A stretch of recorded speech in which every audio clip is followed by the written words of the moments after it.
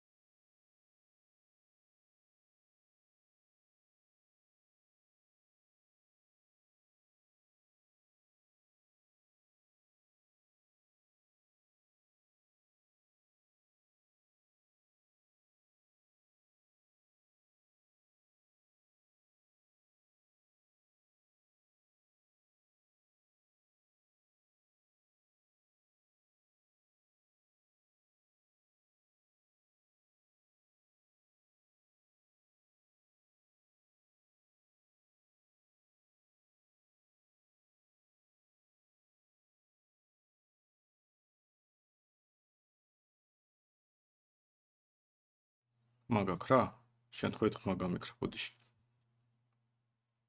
ედო გადამქოდა აქეთ-იქით ხმა გამიქრა. კაი,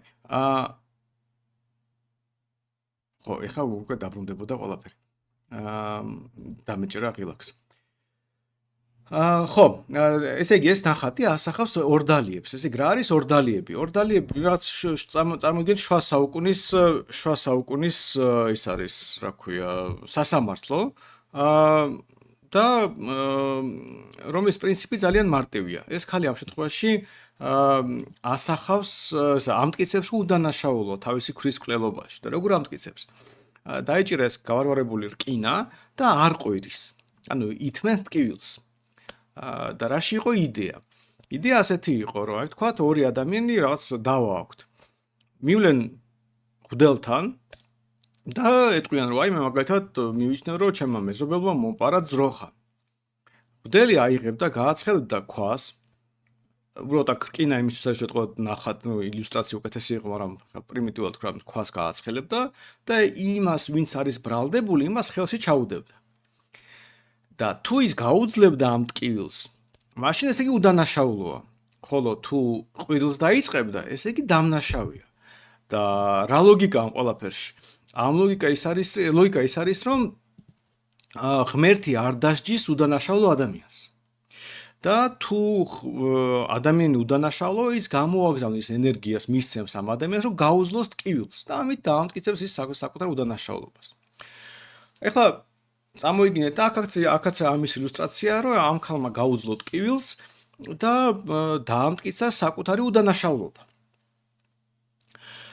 ერთი მხრივ ხა ჩვენი გადმოსახედიდან დღევანდელი გამოსახე რაღაც აბსურდული წესია, ხო? აი თქვენ ალბათ არ მოგინდებათ რომ ასეთი სასამართლო გქონდეს. მიდიხარ სასამართლოში და რაღაც ცხელ ქვას გიდებენ ხელზე და აბა თუ მაგარი ხარ არ იყვირ.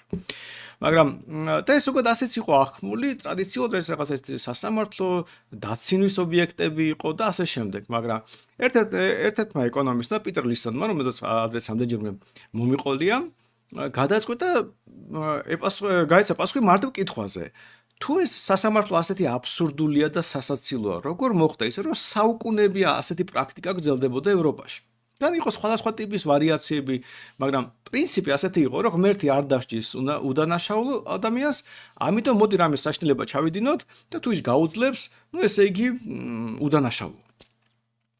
მაგრამ ეს რადგან გრძელდებოდა საუკუნეები, ბუნებრივად ეკონომისტს უჩნდება კითხვა, რომ აი ასე არ შეიძლება რაღაც წესი არსებობდეს, ის იყოს აბსურდული, არავის არ მოსწონდეს და მაინც იყოს აქტუალური. ანუ იურისტების გადმოსახედით აბსურდია, რაღაც იურისპრუდენციის რაღაც თეორიებს და კონცეფციებს არ შეესაბამება, რა თანასწორობის შეჯიბრობითობის და რაღაცეებს და აბსურდია და მოიშორეს და ეკონომისტი თქვა, ვა, გავიგე რაღაც სასაცილო წესია, მაგრამ ბევრი თაობა ამ წესით ცხოვრობდა და რადგან წესი არსებობდა, ესე იგი იყო რაღაც სარგებელი ამ წესისგან, ანუ ზოგადად საზოგადოება კმაყოფილი იყო ასეთი მართლმსაჯულებით და რაში იყო საქმე. და მაშინ პიტერ ლისონმა დაიწყო გამოკვლევა პრაქტიკის, ანუ როგორ გამოიყენებოდა, არა ისე როგორც ეს იყო ვთქვათ ნახატებზე ან რაღაც სტერეოტიპულად შენარჩუნებული ისტორიაში. არამედ პრაქტიკაში დაიწყო აი კონკრეტულად რა ხდებოდა და აღმოაჩინა შემდეგი რამ. აი წამოიგინეთ სიტუაცია. ისევ სოფელია, სადღაც ვიღაცამ ძროხა ვიღაცას მოპარა. და ამის დავა უნდა გავარჩიოთ. ეხლა შუა საუკუნეები და ღმერთის ყველას წამს. ანუ არავინ არ გაბედავს თქვას, რომ ათეისტია. და ზოგადად დიდი ალბათობით ზოგადად რელიგიური ხალხი. ასეთი წესრიგია ევროპაში. და ბუნებრივად რადგან რელიგიური ხალხია, მიდიან მღვდელთან. მაგრამ რაში იყო საქმე? რეალური პრაქტიკა აღმოჩნდა ძალიან სპეციფიკური. აღმოაჩინა ლისონმა, რომ ძალიან ხშირად, აი უდიდეს შემთხვევაში ამართლებდნენ ბრალდებულს. რაც ცოტა აბსურდულად გამოიყურება და შეუძლებელად ახლა გავარვარებულ ქვას დაგიდებენ ხელზე, ნუ კაი ვიღაცამ შეიძლება გაუძლოს, მაგრამ ხო არ შეიძლება რომ ბევრმა გაუძლოს. ხო არ იყო რომ შუა საუკუნეების ადამიანი იყო რაღაცნაირი ესეთი განსაკუთრებული მოთმინების მქონე ადამიანი. ასე ამის დაშვება აბსურდი იქნება. და რომ ჩაუღრმავდა მე რაში იყო საქმე. ლისონმა აღმოაჩინა ასეთი ამბავი, ანუ ახსნა ამ ყველაფრის. დეტალებში არ შევალ, მოგიყვებით რაში იყო საქმე. აი წარმოიდგინეთ, თქვენ ხართ მღვდელი. მოდის თქვენთან ორი თქვენი მეზობელი. ერთი ეუბნება აბრალებს მეორეს, რომ ძროხა მოიპარა. ეხლა მღვდელმა შეიძლება ეს ორდალის ტრადიცია პირდაპირ გამოიყენოს, დაანთოს ცეცხლი, დადოს ქვა, გააცხელოს, ხელზე დაუდოს, მაგრამ თუ მღვდელი ოდნავ ადეკვატურია, ის მიხვდება, რომ ის ყვირილს დაიწყებს. გასაგებია ღმერთი ყველაფერი, მაგრამ პრაქტიკა შეიძლება პირველჯერ მღვდელი შეცდეს, მაგრამ მალევე მიხვდება, რომ ნორმალური ადამიანი ასეთ ტკივილს ვერ გაუძლებს.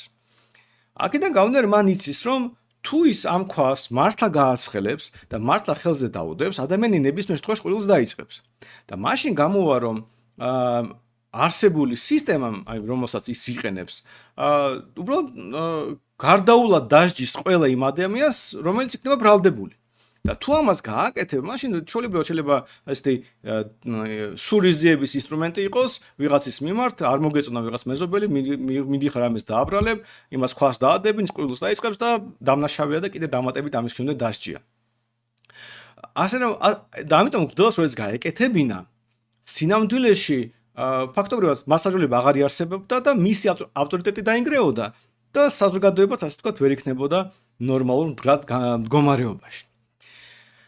აქედან გამომდინარე გვდელს ჰქონდა მოტივი რომ ეფიქრა საერთოდ ვინ არის დამნაშავე. ანუ გამოეკვლია სიტუაცია, ეკითხა რაზე დგას ეს ბრალდება, გამოეკითხა მეორე მხარე და უკვე თვითონ გაეკეთებინა დასკვნა და თუ დასკვნა მისი იმგვარი იყო რომ ბრალდებული დამნაშავე არაა, მაშინ უბრალოდ აღარ აცხრელებდა ბოლომდე ქვას და დიდი ალბათობით ის ადამიანი ამ ტკივილს გაუძლებდა. ანუ მთელი იდეა ის იყო რომ სინამდვილეში ამ სისტემამ გაუჩინა მღვდლებს მოტივი გამხდარიყვნენ მოსამართლეები აი თანამედროვე გადმოსახედიდან რომელიც იკვლევს საქმეს. და ვინაიდან მღვდლის ინტერესებში არ შედიოდა მიეღო არასამართლიანი გადაწყვეტილება, იმიტომ რომ მაშინ მისი ავტორიტეტიც დაინგრეოდა. ის ცდილობდა მაქსიმალურად გამოეკვლია საქმე და უკვე თუ დარწმუნდებოდა რომ ადამიანი დამნაშავეა, ის მართლა გააცხელებდა ქვას და ადამიანი დაესჯებოდა. მაგრამ თუ პირიქით დარწმუნდებოდა, საწინააღმდეგოს გააკეთებდა. ამიტომაც იყო რომ ძალიან ბევრი ადამიანი უძლებდა ამ ასე ვთქვათ შემოწმებას და არ ყვიროდა, იმიტომ რომ ქვა არ იყო ცხელი. და რა გამოვიდა პრაქტიკაში? პრაქტიკაში გამოვიდა რომ მღვდელი შუა საუკუნეებში ზოგადად იყო ყველაზე განათლებული ადამიანი საზოგადოებაში. საერთოდ მონასტრებმა შეინარჩუნეს ფილოსოფია, მეცნიერება და იყო განათლების ცენტრი. მონასტრებიდან წამოვიდა უნივერსიტეტები და ასე შემდეგ. ანუ ოქსფორდი, რა ვიცი, აიღოთ მაგალითისთვის, დღემდე ეს რელიგიური ელფერი გაკრავს, იმიტომ რომ მონასტრები და რაღაც ბერების და ასე ვთქვათ მღვდელმსახურების პრივილეგია იყო მეცნიერება. ეხლა არის მარტო რომ მეცნიერების ზევიდან უყურებენ მღვდლებს, რომ აი ჩვენ რაღაც განათლებულები ვართ, თქვენ ბნელები, რეალურად რომ არა ქრისტიანული რაღაც ეკლესიები, სხვადასხვა ეკლესიები, მათ შორის მონასტრები და მონასტრების რაღაც ორდენები, უბრალოდ მეცნიერება ევროპაში არ შევიდოდა. და ამიტომ ძალიან დიდი როლი აქვს ამ ყველაფერს ცოდნის და რაღაც განათლების გავრცელებაში. აქედან გამომდინარე მღვდელი შუა საუკუნის ევროპის სოფელში იყო ყველაზე განათლებული ადამიანი იმ სოფელში. და ამ სისტემამ უზრუნველყო რომ მოსამართლე ხდებოდა ყველაზე განათლებული, ყველაზე მორალურად სწორი ადამიანი. ანუ მღვდელი ბუნებრივად ასრულებდა მორალური ავტორიტეტის როლს ამ საზოგადოებაში, იმიტომ რომ მღვდელი იყო, ეს მისი ფუნქცია იყო, მაგრამ ვინაიდან ასევე ყველაზე განათლებული იყო, გამოდიოდა რომ ერთდროულად ორი პირობა სრულდებოდა. მოსამართლე იყო განათლებული და მორალური. და აქედან გამომდინარე სისტემა მუშაობდა. ანუ სისტემა იმუშავებს სულ თუ დაუშვებ რომ ხალხს ღმერთის წამს მართლა. ანუ იმდენად რამდენად ხალხს ღმერთის წამს, ასეთ სისტემა შეიძლება ბუნებრივად იმუშაოს ძალიან მშვიდად. და რა თქმა უნდა თუ დაუშვებ რომ მღვდელი ყველაზე განათლებული ადამიანია საზოგადოებაში და მორალურად სწორი და ასე შემდეგ. ყოველთვის შუა საუკუნეებისთვის ეს იყო შვენიერი წესი. დღევანდელი გადმოსახედიდან სრული აბსურდია, მაგრამ აი შუა საუკუნეებში ეს მუშაობდა. აქედან გამომდინარე არაფერი ტრაგიკული ამაში არ იყო, კი, გასაგებია თანამედროვე იურისტების გადმოსახედიდან ეს რაღაც ყოველად მიუღებელი წესი იყო, მაგრამ სინამდვილეში რატომაც არა რა, რავი, იმ პირობებში მუშაობდა. და აქედან გამომდინარე აქ ჩანს ეს განსხვავება ეკონომისტების და იურისტების, რომ ზოგადად ეკონომისტები უყურებენ ასე ვთქვათ ადამიანის ქცევას და კანონზომიერებას და ცდილობენ ლოგიკურად ააწყონ სხვადასხვა ტიპის სტრუქტურები, მოტივები და შედეგი დაინახოს სხვადასხვა წესების პირობებში. ანუ როგორ მოიქცეოდა ადამიანი ამ წესში, იმ წესში, რა სტიმულები უჩნდება ადამიანს ასეთ სიტუაციაში და რა სტიმულები ასეთ სიტუაციაში. და ამით დაინახონ რაღაც ახსნა სიტუაციის. ან მაგალითისთვის უკვე თანამედროვე ვერსია ამ ყველაფრის ეს ფოტო არის, ძალიან ცნობილი ფოტო, რომელიც ღაზა სექტორშია თუ არ მეშლება გადაღებული, სიტუაცია როცა ბავშვი ესვის ქვას ტანკს. და ძალიან ესეთი ემოციური ფოტოა, მათ შორის იმიტომ რომ გასაგებია რომ ქვით ტანკს ახლა ვერაფერს ვერ დააშავებ და რამდენად გაწამებულია ესე იგი პალესტინელი არაბები რომ ბოლო რაღაც დარჩათ რომ ქვას ესვრიან ამ ტანკს და ეს ისრაელის ჯარი ასეთი სასტიკი რომელიც ტანკს უპირისპირებს ბავშვს. ესეც ცნობილი ფოტოა.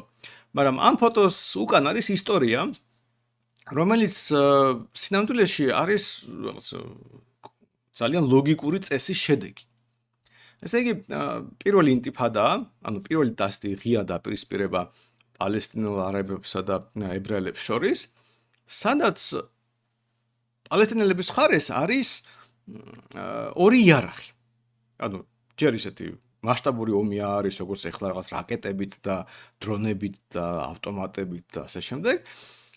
ორი იარაღი. ქვა როგორც ხდება ხოლმე ქუჩაში, მაგას აჯანყება რო ხდება, ხო, რაღაც ქვაფენილს დაანგრევ და ქვას ესვრი პოლიციას. და მეორე მოლოტოვის კოქტეილი. ანუ პრიმიტიული დაპირისპირება ქუჩაში. ქუჩის და რაღაცა ესეთი დასახლებულ პუნქტებთან ახლოს დაპირისპირება მოსახლეობის და რაღაც პოლიცია ჯართან ასე რაღაც მიქსია. და მაშინ იასერ არაფატი იყო ესე იგი ამ პალესტინელების ლიდერი, მან გასცა ბრძანება რომ არ გამოეყენებინა მათ აქტივისტებს მოლოტოვის კოქტეილი. რაღაც გაგებით უცნაურად გამოიყურება, იმიტომ რომ გასაგებია რომ მოლოტოვის კოქტეილი თერულად ამ ტანკის დაწვა შეიძლება. ყოველ შემთხვევაში ისეთ კონდიციამდე მიიყვან რომ ჯარისკაცები დატოვებენ ტანკს და ასე შემდეგ. ყოველ შემთხვევაში რაღაც შანსი მაინც გაქვს. ეხლა შეიძლება მინდორში არანაირი, მაგრამ ქალაქში დასახლებულ პუნქტში რამეს მოუგონებ რა. და ქვით გინდა დასახლებული პუნქტი იყოს, გინდა რომ არაფერს არისა. და წამოიდგინეთ რომ თუ მართლა დაპირისპირება და გინდა ებრაელების დამარცხება, ერთადერთი იარაღი რომელიც რაიმე ეფექტი შეიძლება ქონდეს, იმარზე ამბობ უარს. და ბრძანება არა უბრალოდ რაღაც ინდივიდუალურად ბრძანებას გასცემ რომ არც ერთმა აქტივისტმა არ გამოიყენოს. ეხლა რაღაც გადმოსახედიდან პრიმიტიული რაღაც რო შევხედოთ ამ ისტორიას, და თქვა და ჯარისკაცი რო აფასებდეს ამ სიტუაციას და მისი ამოცანა იყოს ეს ტანკი ააფეთქოს. ისე თქო რომ დებილები ხართ ხალხო, რა ვიცი რა დროს ქოისროლა მოლოტოვის კოქტეილები თქვათ, ალბათ და ვიცი ჩასაფრდით სადმე სახში და გვეძრო გაგლით ტანკი ზევიდან ესროლო დაწვით და რაღაც მოხდება რა, აფეთქდება ეს ტანკი ან მინიმუმ ჯარისკაცები გამოვლენ და მე ჯარისკაცებს მოკლავ და რაღაც ასეთი ხო? ანუ როგორც ხდება ხოლმე დაპირისპირება ქალაქებში და ქალაქის კვარტალებში და ასე შემდეგ. მაგრამ რა მოხდა რეალობაში? სინამდვილეში ეს ბრძანება იყო ძალიან ლოგიკური და მართლაც ბევრად უფრო ეფექტიანი რაც ისტორია მაჩვენა, ვიდრე ის რომ რომელიღაც 1 ან 2 ან თუნდაც 10 ებრაელების ტანკი დაეწვათ მოლოტოვის კოქტეილები. რაში იყო საქმე? ამ პერიოდამდე ეს რაღაც 80-90 წლების ბოლოა არაერთი დაპირისპირება იყო, მათ შორის ომი, მასშტაბური ომი, კონვენციური ომი არაბებსა და ებრაელებს შორის და ყველა ამ ომში ებრაელებმა მოიგეს.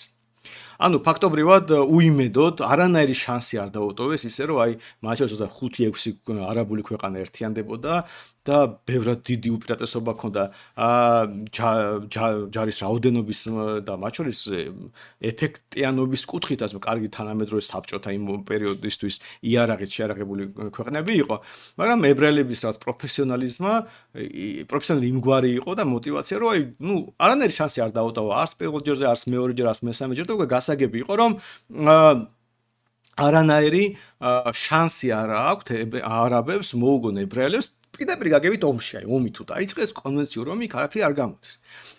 ამასობაში ებრაელებს ხარს უჭერდნენ ამერიკელები და ევროპელები. და რა იყო მოტივი, რომ თავარი რაზეც ფაქტობრივად ისრაელი დგას, ის თუ იზოლირებული მოხდება, თუ ამერიკელები წინააღმდეგ წავlen, ევროპელები წინააღმდეგ წავlen, მაშინ ჩდება შანსი, რომ მარტო დარჩენილ ისრაელი დაამარცხო. მაგრამ როგორ უნდა გააკეთო ეს? და ამაზე იყო ეს პასუხი. სამდვილეში ეს ბრძანების შინაარსი არა ისრაელის ტანკის აფეთქება, არაფეთქებაზე გადიოდა, არამედ გადიოდა დემოკრატიული საზოგადოების სპეციფიკაზე. ანუ წამოიგინეთ ის, რომელიღაც გერმანელი უყურებს ისტორიას. რაღაც ნიუსი გადის, რაღაც ხდება აქეთ-იქით. აგერ მივიდა ისრაელამდე. ისრაელში რა ხდება? ისრაელში და ხედავს ამ სურათს. ბავშვები ესვრიან ტანკს, ებრაელების ჯარი შედის რომელიღაც ქალაქში, იკავებს ტერიტორიას. ამ სიტუაციაში როცა ამ სურათს ხედავს, ვინ არის საწყალი, ვინ უნდა შეგეცოდოს და ვინ არის ბოროტი. იმიტომ რომ გასაგებია ნების რაღაც ადეკვატურ ადამიანს ამ შემთხვევაში ეს ბავშვი შეეცოდება, როგორ შეიძლება არ შეგეცოდოს, ან მინიმუმ არ განიცადო რაღაც ემოცია ამ ბავშვის მიმართ, იმიტომ რომ რაც არ უნდა იყოს, თუნდაც 1000-ჯერ ტერორისტის შვილი იყოს ბავშვია, რომელიც ტანკის წინ დგას და ესვის ქვას, ცუდი სიტუაცია, ბავშვი გეცოდება. და არავის არ შეეცოდება ხა ტანკისტი. და გერმანელი დაფიქრდება, ვა და ჩვენ მთავრობას რომ მხარესა რო იკითხავს და აღმოაჩენს რომ ტანკისტის მხარეს არის გერმანიის მთავრობა. თითქოს რა ცუდია, აბა რომელი პოლიტიკოსია ამ ბავშვის მხარეს, აღმოჩნდება რომ რაღაც კომუნისტი პალესტინელი აქტივისტი. და ამიტომ პალესტინელ აქტივისტ კომუნისტებს რატომღაც ასე დავაგდა რომ კომუნისტები არიან უმეტესწილად პალესტინელების მხარეს, გაუჩნდება მეტი ამორჩეველი, საბოლოო ჯამში ნელ-ნელა პოლიტიკა შეიცვლება. უფრო მეტი გულშემატკივარი ყავს პალესტინელ ბიჭს, ვიდრე ებრაელ ტანკისტს და საბოლოო ჯამში დემოკრატიულ გერმანულ საზოგადოებაში გაიზრდება პალესტინის მხარდაჭერა და არის შანსი რომ ასე დატოვებენ ისრაელს მარტო და მარტო შეიძლება მოერიო. და მე როგორ შემდეგი ამბავია რა, წამოვიდგინეთ რომ პირიქით იყოს რა ეხა სიტუაცია, ხა წამოვიდგინეთ რომ არაფათს გაეცა, არ გაეცა ეს ბრძანება. და იგივე სიტუაცია ტანკისტი, ტანკი მიდის, იქიდან ესვიან მოლოტოვის კოქტეილს, ცეცხლი წაეკიდა ამ ტანკს, იქიდან გამოდიან ტანკისტები, იმათა ცეცხლი ეკიდება, იწვება 2-3 ტანკისტი. ამას აჩვენებენ ტელევიზიაში. ეხა უპირველეს გერმანელი ან ფრანგი ვასი, ევროპელი და უყურებს. აი ვინ უნდა შეგეცოდეს იმ სიტუაციაში, როცა ადამიანი იწვის. გასაგები ის ადამიანი რომელიც იწვის. და არა ის ვინც წვავს ამ ადამიანს. ამიტომ საბოლოო ჯამში გერმანელი თქვის, ესე იგი მე ვის ხარეს ვარ? აი ტანკისტის ხარეს ვარ. ჩემ მთავრობა სად არის? ტანკისტის ხარეს არის. ეს ყველაფერი გზია, გავაგრძელოთ ისრაელის მხარდაჭერა. აი ეს რო არ მომხდარიყო, ამიტომაც არაფათმა გასცა ბრძანება, არ გამოეყენებინათ მოლოტოვის კოქტეილები და აი ესეთი დრამა სურათები რაც შეიძლება მეტი ყოფილიყო, თუნდაც ბავშვის სიცოცხლის რისკის ფასად, რომ მე გერმანელმა, ფრანგმა, იტალიელმა თქვას, რომ რას ნიშნავს, რომ ჩვენ როგორ შეიძლება ვიყოთ იმათ ხარეს, ვინც ბავშვებს კლავს, ან ბავშვებს ასეთ რისკის ქვეშ აყენებს. და ამიტომ კი გასაგები ტექნიკურად შეიძლება ტერორისტებმა გამოაგდეს ეს ბავშვი იქ, მაგრამ ჟურნალისტები ხო იმ პროცესს ვერ ხედავენ და არ ხედავენ და ამას პირიქით ამაში იღებენ სხვათა პრემიებს, როგორც დრამატული ფოტო და შემდეგ ეს ვრცელდება. და ამიტომ საზოგადოებრივ არშივ ვრცელდება პოზიცია, რომელიც ხარს, ასე ვთქვათ, მომგებიანია პალესტინის მთავრობისთვის. საბოლოო ჯამში ეს შანსს აძლევს, რომ ისრაელს ნაკლები მხარდაჭერა ექნება და პრინციპში რომ გამოიხედოთ ევროპაში განსაკუთრებულად და ამერიკაშიც ძალიან ბევრი ადამიანი, მემარცხენეები უმეტესწილად უჭერენ ხარს პალესტინელ არაბებს, რაც საბოლოო ჯამში აი ესეთი პოლიტიკის, მათ შორის ასეთი პოლიტიკის შედეგია. კიდევ ერთ მაგალითს მოგიყვანთ წესების, რომელიც ამჯერად უკვე პრაღიდან და არა ესეთი სასტიკი, რომ წინაური იყო. ესე იგი, პრაღაში ხდება ამბავი და პრაღაში შეწუხდნენ ტურისტების ყვირილწივილით, სიმღერებით, ჩეხები და აუტანელი არისო რა, ჩამოდიანო, დალევენ ამ ლუცსა და მერე დადიან ქუჩებში ყვირიან.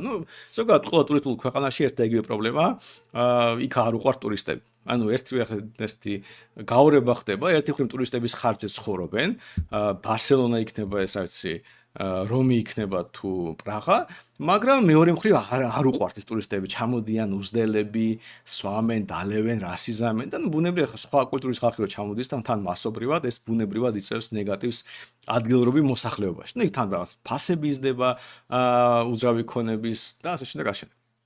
ამიტომ არ უყვართ რა ტურისტები ზოგადად. პრაღაშიც არ უყვართ ტურისტები.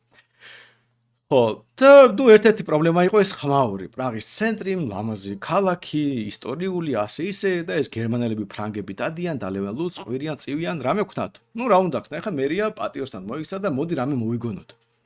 მოდი დავაჯარიმოთ ყვირილზე, სიმღერაზე, მაგრამ როგორ დააჯარიმებ? აი რაღაც ხონდა განმარტება კანონში ჩაწერო. რაღაცნაირად ხონდა ჩაწერო, რომ მაგალითად ცუდია რაღაცნაირი ყვირილი, აი რომ ასეთი ყვირილი არ მოსულა და ამას ეხა როგორ უნდა გაზომო? გაცნო დეციბელებში. და თქვა დააწერეს, თქვა 40 დეციბელი არის ისეთი ზღვარი, რომლის იქეთ არ შეიძლება თქვა 11 საათის შემდეგ ყვირილი. კარგი, ეს პირველი ლოგიკური წესი, ყველაფერი კარგად მიდის, ანუ აღშფოთებული მოქალაქეები, პატიოსანი მერი, რომელიც მართლა ცდილობს აღშფოთებული მოქალაქეების წუხილზე უპასუხოს და იღებს, და მსჯელობს რა, კარგი, დავდგეთ 40 დეციბელი. მე რა ხდება?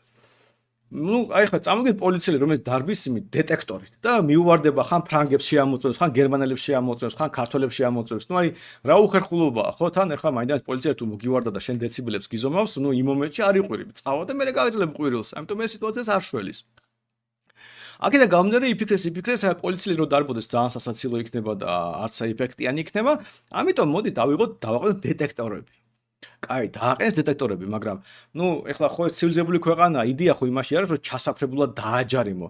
იდეა იმაში მდგომარეობს, რომ შეძლებისდაგვარად პრევენცია გააკეთო. ანუ კანონების იდეა ხო საბოლოოში ის არის, რომ იდეალურ შემთხვევაში არავინ არ უნდა დაარღვიოს წესი, თორე თუ მაინდამაინც დაჯარიმება გინდა, სხვანაირად იქცევი. აიტომ ასე ტაბლო გააკეთეს, სადაც დეტექტორი იყო ჩაშნებული და თუ ადამიანი ახლო-მახლო ყვიროდა, იქ იწერებოდა, თქვა წვანე, თქვა 20, აი როგორც სურათზე მაქვს 31 დეციბელი, თუ რა თქვა წითელი, დაინთებოდა 40, 45, 50 იქ რა ყვირდა წითელი, რომ აი თქვენ არ ღვევთ. და რაც თავია პოლიციელისთვისაც მარტივი იქნებოდა, დაინახავდა ხალხს, რომელიც რაღაც მოძრაობს, აქ წითელი აინთო ტაბლოზე მივა და რაღაცას შენიშნავს მისცემს, ან ვიღაცას დააჯარიმებს. ეს ჯერ ყველაფერი ლოგიკურად მიდის, ანუ მერი, პრაღის მერი რაღაც ლოგიკურად მსჯელობს, აგრძელებს ამ ყველაფერს. ესე იგი, ჩვენიერი დააყენეს ტაბლო რაღაცა და შემდეგ რით დამთავრდა, რა რეაქცია მოყვა. ეხლა წამოიგინეთ სიტუაცია. ზოგადად ტურისტებზე კანონები ძალიან ცუდად მოქმედებს, იმიტომ რომ კანონებს ჩვენ არ ვიღებთ ერთჯერადი დანაშაულისთვის. ანუ ზოგადად ჩვენ ვიღებთ კანონებს, რომ გზელვადიანად ადამიანის რაღაც ქცევაზე ზეგავლენა კონდეს ამ ყველაფერს. და ადამიანი რომელიც ერთჯერადად სადღაც ჩამოდის და იცის რომ ერთ სამ დღეში წავა, მისთვის იქაური კანონები ნაკლებად მნიშვნელოვანია. აი ძალიან დაბალი ალბათობა რომ დაიჭერენ და რაღაც, ამიტომ რა ვიცი რა რაღაცას გააკეთებს დაარღვევს ასე იქნება წავა და მე რაც უნდა უკეთებიათ აქ. ამიტომ ზოგადად ტურისტებზე და დროებით შემოსულ ადამიანებზე კანონები ძალიან ასე ვთქვათ ცუდად მუშაობს. ან ძალიან დრაკონული კანონები უნდა იყოს, რომ რაღაც სასტიკი და სასჯელი იყოს და თითოეულ ტურისტს ამოწმებდნენ და აფრთხილებდნენ შემოსვლისას, ან უბრალოდ ეს არ არის ხოლმე ეფექტიანი. და რა მოხდა ახლა პრაქტიკაში? პრაქტიკაში მოხდა ის, რომ ადამიანი, ესე იგი, წამოიგინეთ, გამოდიან რაღაც გერმანელი ტურისტები, დალიეს ჩეხური ლუდი, მერე გამოდიან ფრანგი ტურისტები, ფრანგული ლუდი, აქ გერმანელებმა მოსხეს რაღაც თავიანთი სიმღერა და აინთო 45 დეციბელი. აი ხა, კი შეიძლება გერმანელებს შეეშინდა ამ ყველაფრის, მაგრამ უყურეთ რა შეასაქმე, ამას უყურებენ ფრანგები. გერმანელები ღერიან 45 დეციბელზე. რა უნდა გააკეთოს პატიოსანმა ფრანგმა, რომელიც ასევე დალია შვენიერი ჩეხური ლუდი. რა თქმა უნდა აჯობოს გერმანელს. ამიტომ გვერდით შეიკრებებოდნენ ფრანგები, რომელიც თავის მარსელიეზას დაარტყამდნენ და 50 დეციბელს აიღებდნენ. გერმანელები როგორ დანებდებოდნენ ამ ფრანგებს? ამიტომ დაიწყებოდა შეჯიბრი, ვინ უფრო მეტს აანთებს ტაბლოზე. და იმის ნაცვლად, რომ საბოლოო ჯამში სიმშვიდე ყოფილიყო პრაღაში, ცალკეულ ადგილებსაც ეს ტაბლო იყო, ხალხმა დაიწყო შეკრება და ასე ვთქვათ შეჯიბრი, ვინ უფრო ხმამალა იმყირის ან იყვირის. და საბოლოო ჯამში სული კოშმარით დამთავრდა ეს ამბავი. მე არ ვიცი დამთავრდა, ყოველ შემთხვევაში ბოლო ჯერ პრაღაში რო ვიყავი, მე არასად არ მინახავს ასეთი რაღაც, მაგრამ შეიძლება რამე კიდე მოიგონეს, მაგრამ ყოველ შემთხვევაში იმ მომენტში და ეს ექსპერიმენტი დაშულდა კრახით და არაფერი კარგი ამისგან არ გამოვიდა. მაგრამ რო დაფიქრდეთ, ყველა ეტაპზე პრაღის მერია ლოგიკურად იქცეოდა, რა ვიცი, ხალხს წუხილი აქვს, მოდი რამე გადავწყვიტოთ, რამე ვქნათ, მაგრამ სიამოვნებაში ეს იყო გარდაუვალი შედეგი ტურისტული ქალაქის. ეკონომისტები რო ყოფილიყვნენ სადმე იქ, ახლო-მახლო. ისინი ეტყობდნენ, რომ იცი რა არის რაღაც ტიპის პრობლემები, რომელიც არ უნდა გადაწყვიტო. რომელიც უნდა შეეგუო. ანუ ხშირად შეგუება ეკონომიკაში არის სწორი პასუხი. არა მარტო ეკონომიკაში ხოდაშორის, აი მაგათ ავიღოთ ჯანდაცვა. აი თქვენ შეიძლება მიხვიდეთ ექიმთან და თქვათ რომ რაღაც გაწუხებთ, რაღაც ტკივილი გაქვთ ან რაღაც და ექიმმა გითხრათ რომ კი აი ხა თეორიულად შეიძლება ამას უკურნალოთ, მაგრამ არ ღირს რა, იმიტომ რომ ამის კურნალობა იმდენად საშიშია, ან იმდენად რთულია, რომ შეიძლება სხვა რაღაც დააზიანო. და თუ ეხლა ძალიან არ წვალობ, შეეგუე რა ამ ტკივილს. და ასეთი უამრავი მაგალითი არსებობს. ამიტომ იგივე არის ეკონომიკაშიც. კი რაღაც პრობლემა არის, კი ხალხი ყვირის, მაგრამ შეეგუეთ რა, ტურისტული ქვეყანა ვართ. თუ სხვა რა გზას რა ვქნათ? აგზავნოთ ტურისტები, კი ბატონო, მაგრამ ტურისტების აკრძალვა გამოიწევს იმას, რომ თქვენ გაღარიბდებით. ხო და რადგან თქვენ გინდათ რომ ტურიზმით იშოვოთ ფული და ეს არის თქვენთვის პრიორიტეტი და სხვა საქმით არ ხართ დაკავებული, თქვენ თვითონ სხვა საქმით არ ხართ დაკავებული, სასტუმრო არ დახურეთ და არ გადაერთეთ, რა ვიცი, ხორბლის მოყვანაზე. ესე იგი, რავი, თქვენ გირჩევნიათ რომ ტურისტები ჩამოდიოდნენ. ტურისტების ჩამოსვლას აქვს რაღაც ეფექტი გარეგანი. აი, მათ შორის ასეთი ყვირილი, მთვრალი, რაღაც გერმანელები რომელიც სხვა და ასე შემდეგ. ამიტომ უნდა შეეგუოთ, ანუ ამ შემთხვევაში პასუხი იქნებოდა ნუ რასიზამ, რა შეეგუე რა, ნუ შეიძლება მაქსიმალურად რაღაც პოლიციელები დადიოდნენ ქუჩაში და რაღაც ძალიან რადიკალურ შემთხვევებში შედარებით ამშვიდებდნენ ხალხს და ასე შემდეგ, მაგრამ ამის იქეთ ვერაფერს ვერ იზამ, პრინციპის დონეზე ვერაფერს ვერ შეცვლი. მაგრამ ხო და ამიტომ აი ეკონომიკური ლოგიკას რაღაცას გეუბნება. ზოგ შემთხვევაში მაგათ გეუბნება რა შეზღუდვა უკეთესია. ზოგ შემთხვევაში გეუბნება რომ შეზღუდვა პირიქით დამაზიანებელია. ზოგ შემთხვევაში გეუბნება რომ უბრალოდ უნდა შეეგუო და არც კი იწვალო, რამე გააკეთო. კიდე რამდენი მაგალითს მოგიყვანოთ და ვეცდები აი ამ ილუსტრაციებით გაჩვენოთ როგორ ხდება ეს ცვლილებები. ან კიდე ესეთი გავრცელებული ამბავი ის რა ქვია ფემინისტები ამბობენ ხოლმე რომ აი გასაუბრებებზე აი ჩვენ კანონშიც გვიწერია სხვათა შორის რომ აი მე რო დავწერო ასეთი განცხადება რომ ვეძებ სამსახურში ავიცი 35 წლის ლამაზ გოგოს პირდაპირ ციხე თუ არ მემუქრება რაღაც ჯარიმა ნამდვილად მემუქრება აი ესეთი განცხადებისთვის ნუ ყოველდღიურში ახლა ჩვენ შეიძლება პოლიტიკურ პარტიას ეს რაღაც ძალიან თავს არ დაესხას შრომის ინსპექცია მაგრამ გარანტირებულად შეიძლება რომ კომპანიამ ყოველ რომ ეხადალოს ეს განცხადება დააჟარიმებენ 100%-იანი ადრე ვისი რა საქმეა ჩემ კომპანიაში ვინ აყავს სამსახურში მაგრამ ნუ ეს ცალკე ამბავია რაც არ უნდა იყოს ეხა ამას ჩაუღრმავდები მაგრამ წამოიდინეთ რომ აი ეს ფემინისტები ამბობენ რომ არ შეიძლება რაღაც გენდერული ნიშნით რაღაც ხალხის აყვანა ბლა ბლა ბლა ბლა ოკეი მივიღოთ ეს და დავიკიდოთ მაგრამ მე აღმოაჩინეს რომ აი არ შეიძლებაო გასაუბრებაო რომ მიდისო ეს გასაუბრების დროს ხო შეიძლება რომ ის მაგალითად სექსისტი კაცი იყოს და არა იყვანოს სამსახურში ქალი ხო და ამიტომ კაცი აიყვანოს ამიტომ მოდითო ავსტრალიაში მივიდნენ იქამდე რომ მოდით და ბლაინდ ნუ ესე დაფარული გასაუბრება იყოს ანუ მოდის რაღაც კანდიდატი შენ რაღაც ეუბნები კითხვებს ან შამავალი ყავს ან რაღაც წერილობით პასუხობს რაღაც ესეთი რომ შენ ვერ მიხვდე ქალს ელაპარაკებ თუ კაცს ოკეი გააკეთეს და აღმოაჩინეს რომ ამ შემთხვევაში სტატისტიკურად ძალიან დიდი გადახრა იყო კაცი კანდიდატების სასარგებლოდ. ანუ სულ კაცები აყავდათ სამსახურში ამ ფარული გასაუბრების შემდეგ. მე ფემინისტებმა მოითხოვეს ამ გასაუბრების გაუქმება. იმიტომ რომ აღმოჩნდა რომ უბრალოდ ქალებს ჰქონდათ დიდი უპირატესობა მათ შორის კაცებთან გასაუბრების დროს, იმიტომ რომ კაცებს რა ვიცი მოსწონდათ რა ეს ქალები ბოლოს და ბოლოს სექსუალური ფანტაზიები ჰქონდა. უამრავი სხვა უპირატესობა აქვს ქალებს კაცებთან შედარებით. მათ შორის კომუნიკაციის უნარებში როგორც წესი ჯობნიან კაცებს. და აი ეს და მოითხოვეს ფემინისტებმა ამ გაუქმება ამ წესის. ან მაგალითად გეცოდინებათ ამერიკაში რაღაც ანებზიან რასიზმს. და ხა ნუ რასიზმს ებრძვიან და ამიტომ იქ არათუ ასაკის და სქესის მითითება არ შეიძლება რომ ღმერთმა დამიფაროს ჩავწერო რომ მაგალითად შავკანიანს ვეძებ სამსახურშიო დამერხო. ნუ კაი შავკანიანს თეთრკანიანს რო ჩავწერო ხო უბრალოდ ციხეში გამიშვენ პირდაპირ. ხო და ну, ამიტომ ესე იგი CV უნდა იყოს მაქსიმუმ დაცლილი ყველაფრისგან, მაგრამ ყველაფერს ხო ვერ დაცლილი არის, ხო არის რაღაც სპეციფიკური დამახასიათებლები ხო არის. ერთ-ერთი სპეციფიკური ეს დამახასიათებელი სახელი. ანუ შავკანიან ამერიკელებს რაღაც სახელები უფრო გავრცელებულია და თეთრკანიანებში რაღაც სხვა სახელები უფრო გავრცელებულია. გადაფარვა ხდება, მაგრამ ძალიან, ну, ეს შედარებით ცოტაა, რა სტატისტიკურად უმნიშვნელოა. და ეს ექსპერიმენტი ჩაატარეს ეკონომისტებმა. აიღეს და გააგზავნეს CV, ერთნაირი ტიპის CV, ერთნაირი განათლების რაღაც, ოღონდ ორი ტიპის CV იყო. ერთ CV-ში იყო ტიპური შავკანიანი ამერიკელის სახელი და მეორე ტიპური თეთრკანიანი ამერიკელის სახელი. მეტი არაფერი პრინციპული განსხვავება არ იყოს, რავი. თუ ერთს ქონდა ჰარვარდი დამთავრებული, მეორეს ქონდა ჰარვარდი დამთავრებული, თუ ერთს ქონდა რაღაც წლები გამოსლება, მეორეს ქონდა წლები და ასე გააგზავნეს სხვა CV და მე უყურებდნენ რამდენს დაურეკეს და ვინ დაურეკა. და აღმოაჩინეს რომ სამდრე შავკანიანი HR-ი უფრო პრიორიტეტს აინჭებდა იმ CV-ს, სადაც სავარაუდო შავკანიანი CV იყო, იმიტომ სახელიდან გამომდინარე და თეთრკანიანი HR-ი უპირატესობას აინჭებდა იმ CV-ს, სადაც სავარაუდო თეთრკანიანი იგულისხმებოდა სახელიდან გამომდინარე. ანუ სამდრე ექსპერიმენტულად დამტკიცდა რომ რაღაცა ესეთი პრეფერენციები, მათ შორის რასობრივი არსებობს. და მას ვერ გაიქცევი. გინდ ფოტოც წაშალე CV-დან, გინდ არ მიუთითო, არც სქესი, არც არაფერი, არც არაფერი. ნუ ბოლოს და ბოლოს სახელით ხო მიხვდება ადამიანი. ყოველ შემთხვევაში რაღაც ხო ივარაუდებს. და ამიტომ საბოლოო ჯამში ადამიანების რაღაც სტერეოტიპები იქნება თუ სოფხედობა ასად არ ქრება. შეიძლება ეს ჩაახშო კანონით მაგალითად და აუგზავნო ადამიანს, რომ არ მიაქციო შავკანიანია თუ არა და ის საჯაროდ ამას არ იზამს, მაგრამ როცა შეხვდება მას, ის აუცილებლად ამას გააკეთებს. და აი ასეთი მაგალითი უამრავი არსებობს. ნუ აი რა ვიცი, შეიძლება უსასრულო უნდა ვილაპარაკო, როგორ ეს ხდება, მაგრამ ამ შემთხვევაში ეს ნაკლებად მნიშვნელოვანი.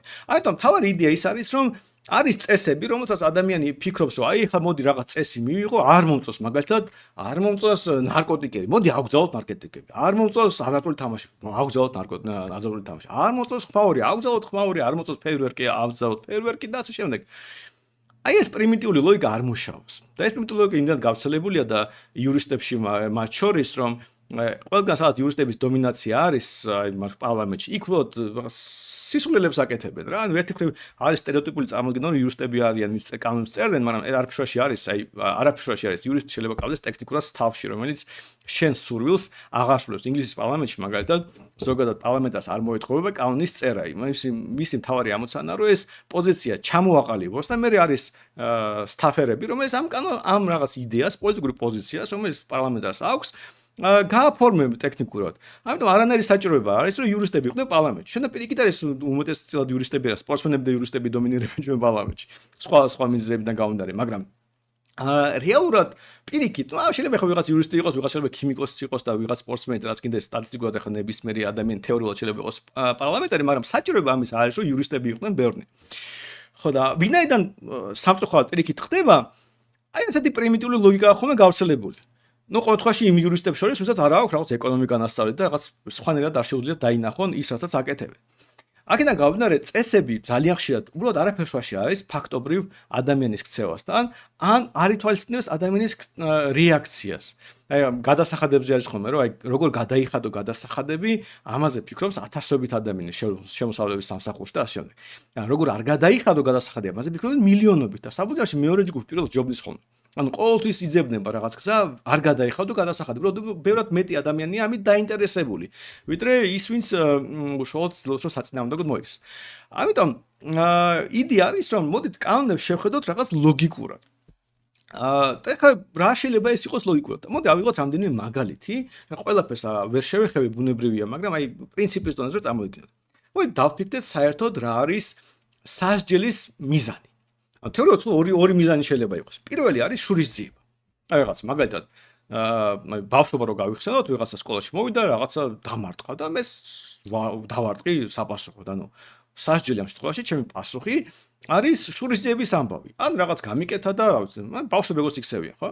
ეს ბუნებრივად დასულ ცხოვრებაში უფრო დიდ მასშტაბს იღებს და მაგალითად სისხლის აღება ექნება თუ რაცა უნდა იყოს, მაგალითად ჩვეულებრივად მოკლეს ვიღაც ახლობელი და რა ვიცი, წავედი და მეს მოკალი აი მკვლელი ან მკვლელის ახლობელი. ან რაღაც წამართვეს რაღაც ფული წავედი ცემე წავართვი აქეთ. ანუ შურისძიების ამბავია რა. შურისძიების მოტივი ძალიან ბუნებრივია და გასაგებია, რომ ეხლა ადამიანებში ეს არის, დაინახე რომ ვიღაცა მკვლელია, ადამიანს უჩნდება სურვილი ეს ადამიანი დასაჯა. მაგრამ სინამდვილეში შურისძიება არ შეიძლება იყოს მოტივი მართლმსაჯულების როგორც ასეთი. აი წარმოვიდგინეთ, რომ ყველა მკვლელის ბედი გადაწყვიტოს ამ სხვერპლის ახლობელ. გასაგებია რომ მკვლელს არაფერი კარგი არ ემუქრება, ხო? ანუ დიდი აბოლოდ მოკლავენ, აწამებენ და რაღაც, აი ჩვეულებრივი ამბავია. ძალიან ადამიანური და გასაგები. მაგრამ მთელი სისტემა ზოგადად აწყობილი იმასეა, რომ არ მოხდეს შურისძიება. და მაშინ რა არის მეორე მიზანი?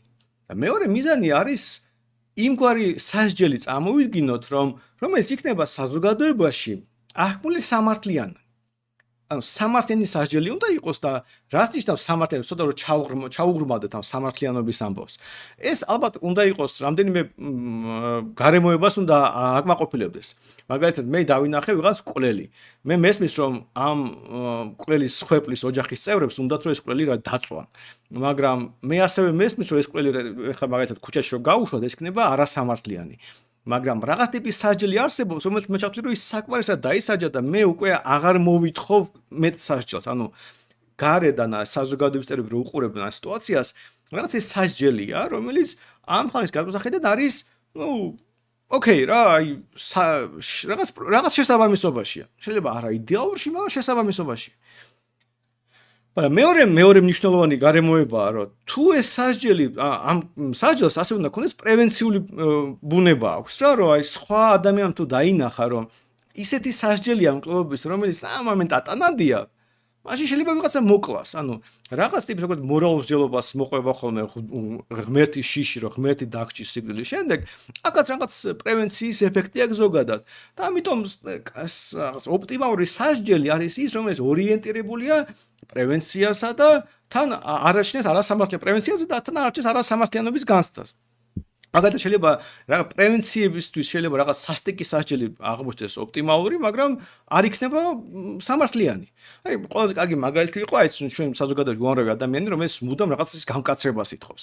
აი ეს იყო მაგალითად ინგლისში რაღაც ეტაპი იყო მე-20 საუკუნეში, სადაც ფაქტობრივად ლამის ყველანაირი ქმედება სიკვდილით ისჯებოდა. ნუ ძალიან გავრცელებული სასჯელი იყო უბრალოდ სიკვდილით დასჯა. და რაღაცა მოიპარე, ჩამოგარჩეს, რაღაცა მოკალი ჩამოგარჩეს და ასე შემდეგ. მაგრამ ნუ ხა ინგლისია და ნაბისაძე სასამართლოა გავრცელებული და რა პრობლემა აღმოჩნდა რომ აი წამოვიდეთ ვიღაც ტიპი ან რაღაც მოიპარა და კანონით ის უნდა ჩამოახრჩო მაგრამ ნაბისაძე ზის და უყურებს ამ ადამიანს და გრძნობს რომ ეს სასჯელი სასტიკია არ არის სამართლიანი და საბოლოო ჯამში პრაქტიკაში აღმოჩნდა რომ ბევრ შემთხვევაში ნაბისაძეები ამართლებდნენ დამნაშავეს მიუხედავად იმისა რომ თვითონაც ხვდებოდნენ რომ დამნაშავეა იმიტომ რომ მიიჩნევდა რომ უდანაშაულო დაუსჯელად დატოვება ამ დანში უფრო სამართლიანი იყო, ვიდრე ეს სასტიკი სასჯელი გამოეყენებინათ. ანუ მოკლათ ადამიანი. ანუ სიამოვნებაში სიკვდილით დასჯა ანგლისში მათ შორის იმიტომაც გაუქმდა რაღაც ეტაპზე, რომ უბრალოდ იმდენ არასამართლიანი იყო მიჩნეული, რომ სასამართლო არ მუშაობდა წესიერად. და ეს არასამართლიანობის საქმე ძალიან აი სპეციფიკურ და უცნაურ გარემოში აღმოჩნდა. მაგალითად, მეორე სოფლიო ომის დროს საბჭოთა კავშირში, საბჭოთა კავშირი წამოიღეს სტალინის პერიოდია, სტალინის სასამართლო, აი ჯალათზე ჯალათები ხალხს ხრეტავენ, უკლავენ, აწამებენ, გულაგში უშვებენ, აი ეს სასამართლო.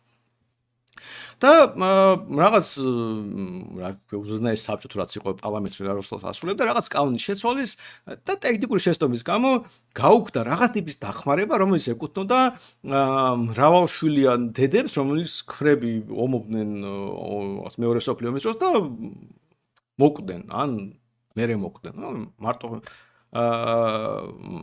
მარტო ხილად ის არის დედა ხო და ისა ხო რა და ესე იგი საბუთში რა გამოდის და ნუ ეს ქალები რაღაცა შეწუხებული რაღაც სიღარიბეში სიაც რაღაც და მივიდნენ და უჩივლეს სასამართლოში და საბჭოთა მოსამართლეებმაც კი ჩათვლეს რომ იმდენად არასამართლიანია რომ დაიწყეს მოგონება რომ ამ ქალებს რაღაც სხვა გზით ეკუთვნით დახმარება და იგონებდნენ რაღაც ისეთ გადაწყვეტილებებს რომ ამ ქალებს მაინც რაღაც დახმარება მიეღოთ რომ ტექნიკურად ნუ არ შეიძლება კანონი ხო შეეცვალოთ სხვა კანონი სხვა მიიღო მაგრამ რაღაც ეხმარებოდნენ და ბოლოს ეს კანონი შეცვალეს ანუ სტალინის სისტემაშიც კი იყო რაღაც რაც უბრალოდ მოსამართლემ ჩათვალა არასამართლიანად და ამიტომ შეცვალა რა ანუ თვითონ მოსამართლემ რაღაც გაწყვეტილება მიიღო ხო და აი ამიტომ სასჯელი შეიძლება რაღაც ტექნიკურად ეფექტიანი იყოს პრევენციას უზრუნველყოფდეს, მაგრამ იყოს არასამართლიანი. ან იყოს სამართლიანი რაღაც, მაგრამ არ იყოს ეფექტიანი. და ამიტომ ეს დილემა არსებობს, რა რაღაცნაირად შეიძლება იპოვო შენი მიზნებიდან გამომდინარე რაღაც ტიპის სასჯელი, თქვათ ქურდობაზე, რომელიც ეფექტიანიც იქნება და სამართლიანიც. ორივე ეს. ერთ-ერთი თუ არ შესრულდა, სისტემა არ მუშაობს. აი როგორ შეიძლება ვიპოვოთ ეს? ავიღოთ ქურდობა. ქურდობა ყველაზე მარტივი ამბავი ამ შემთხვევაში და ყველაზე მარტივად ახსნადია, იმიტომ რომ ყველობაზე ცოტა უფრო რთული სიტუაცია იქნება, მაგრამ ქურდობას ახსნი და ამით დავასრულებ, მაგრამ პრინციპი მე მგონი გასაგები იქნება. აი წამოვიგინეთ რომ მე მოვიპარე 100 ლარიანი რაღაც. მაღაზიიდან. როგორი უნდა იყოს ამაზე სასჯელი? მოდი რაღაც გარემოებები წამოვიგინოთ. თუ მე ვერ დამიჭერენ ვერასდროს, ანუ თუ პოლიცია არ გვაქვს, რა სასჯელიც გინდა ის იყოს, აზრი არ აქვს. ანუ სასჯელის ანუ გარდაულობა მნიშვნელოვანია, ამიტომ რაღაც ალბათობა მინიმუმ და არსებობდეს რომ დამიჭერენ. და ამასობაში პრაქტიკაში მესმის რომ 100%-იანი ალბათობა ვერ იქნება რომ დამიჭერენ, მაგრამ აი დაუშვათ აბსტრაქტულად რომ დაჭერის ალბათობა 100%-იანი, ანუ თქვა შევედი მაღაზიაში და ყველგან კამერები აყენია, მე რაღაც ტაჩკები მიყენიათ რაღაცა და ყველგან სენსორები და აქეთ-იქით ხელსაც გავწერ გამოც ყველაფერი ჩანს და ნუ 100%-იანი ალბათობა იმის რომ მე დამიჭერენ. თუ 100%-იანი ალბათობა რომ დამიჭერენ, რა უნდა იყოს ოპტიმალური სასჯელი? ხო და პრინციპში ოპტიმალური სასჯელი არის 100 ლარი. ანუ რაც მოვიპარე, ის უნდა დავაბრუნო. იმიტომ რომ არანაირი აზრი არ აქვს უფრო მეტი სასჯელის დაწესებას, იმიტომ რომ მოვიპარე თქვა 100 ლარის რა ვიცი ნამცხვარი, 100 ლარის ნამცხვარს უკან ვაბრუნებ. ანუ უბრალოდ 100 ლარს ვაბრუნებ. და ჩემთვის მაინც ზიანია, იმიტომ რომ მე დამიჭირეს პოლიციაში დრო გავატარე, ჩვენება მივეცი, ეს გავაკეთე, ის გავაკეთე და დრო დავკარგე, ცხოვრება დავკარგე და არც არაფერი არ მივიღე. და მე თუ ვიცი რომ ასეა, თუ ვიცი რომ სასჯელი 100%-იანი ალბათობით დადგება, არანაირი მოტივი არ მექნება მოვიპარო რამე, თუ ვიცი რომ იგივე უნდა დავაბრუნო. ანუ სინამდვილეში 100%-იანი ალბათობა თუ არსებობს დასჯის, ქურდობის შემთხვევაში 100 ლარი მოვიპარე, 100 ლარი იქნება სასჯელი და დამთავრდა ამბავი. არაფერი არ მოხდება. მაგრამ თუ დასჯის ალბათობა დაბალია, მაშინ როგორ უნდა მოვიქცე? მაგალითად, დასჯის ალბათობა არის 10%, ანუ 10-დან 1-ს ვიჭერ მხოლოდ. ეხლა წამოვიდინე, დავუშვათ, კაი, გავზარდე სასჯელი. მესმის რომ 100 ლარი ალბათ არ არის სწორი. თქვა იყოს 200 ლარიანი სასჯელი. 100 ლარი მოვიპარე, 200 ლარია სასჯელი. ეხლა მე ვარ ქურდი. და ვაკვირდები ამ ისტორიას. და ვხედავ, რომ ალბათობა იმის რომ მე დამიჭრენ არის 1/10-დან. და ჯარიმა არის 200 ლარი. ანუ პირველად მე რო 10 ჯერ მოვიპარო 100 ლარი. ერთხელ დამიჭერენ. 200 ლარს გადამახდევინებენ. ესე იგი რა გამოვიდა? რომ 200 ლარი თუ არის ჯარიმა, მე 10 ჯერ მოვიპარე, ესე იგი გამოვა რომ მე 1000 ლარი ვიშოვე, ერთხელ დამიჭერეს, 200 ლარი ჯარიმა გადავიხადე, 800 დარჩა. ხო ასეა? ანუ ქურდობა მომგებიანია. ანუ ამ 200 ლარიან ჯარიმას 10%-იანი დაჭრის პირობებში არ ექნება პრევენციული ეფექტი. პირველად ქურდობა მომგებიანი ამბავი გამოდის. უნდა გავაგზავნო ქურდობა და მაშინ უფრო მეტ ფულს ვიშოვე. კარგი. მაშინ როგორი სასჯელი იქნება 10%-იანი ალბათობის პირობებში ოპტიმალური 100 ლარიანი ქურდობისთვის. ხო და ნუ აი რა ვიცი 500 ლარიანი გამოდგება, არ გამოდგება, ისევ 1000 ლარი მაქვს მოგება 500-ის ხარჯი. 500 ლარი პლუსში ვარ. არ მაწყობს, ალბათ მე მაწყობს კურს, მაგრამ სხვებს არ აწყობს. საბოლოო ჯამში გასაგებია, რომ ოპტიმალური სასჯელი გაიზრდება 1000 ლარამდე.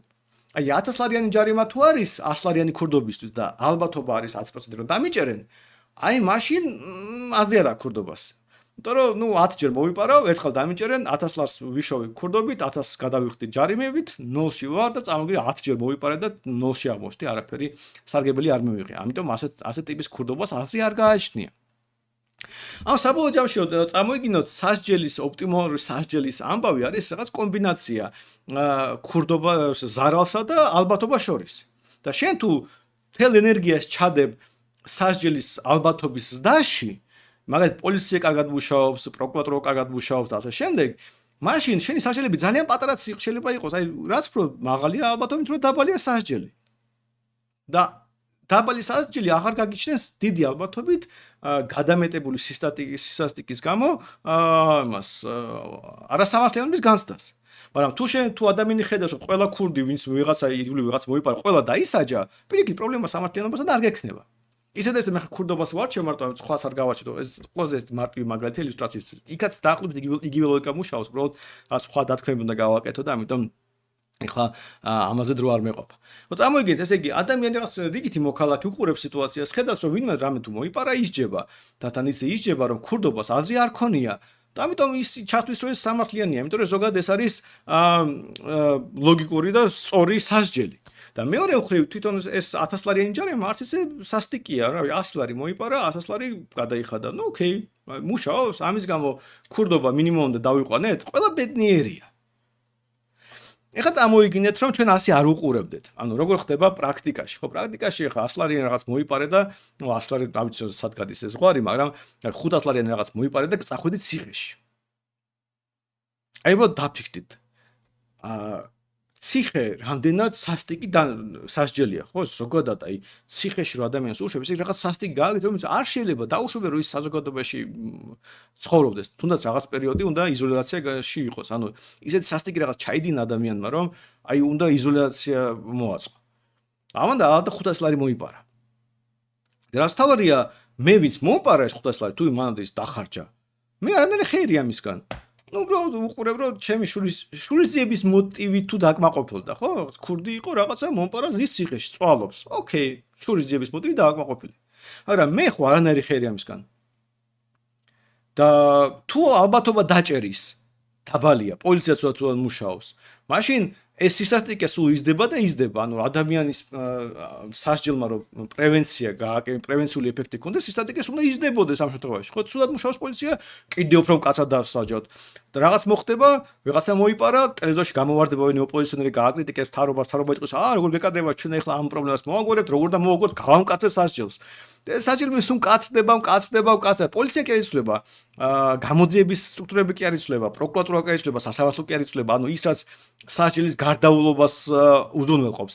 არამედ კაცრდება დანაშაული, ანუ დანაშაულის გამკაცრება არის აღიარება ჩვენ უუნარობის მთელი მასაჟულების სისტემის.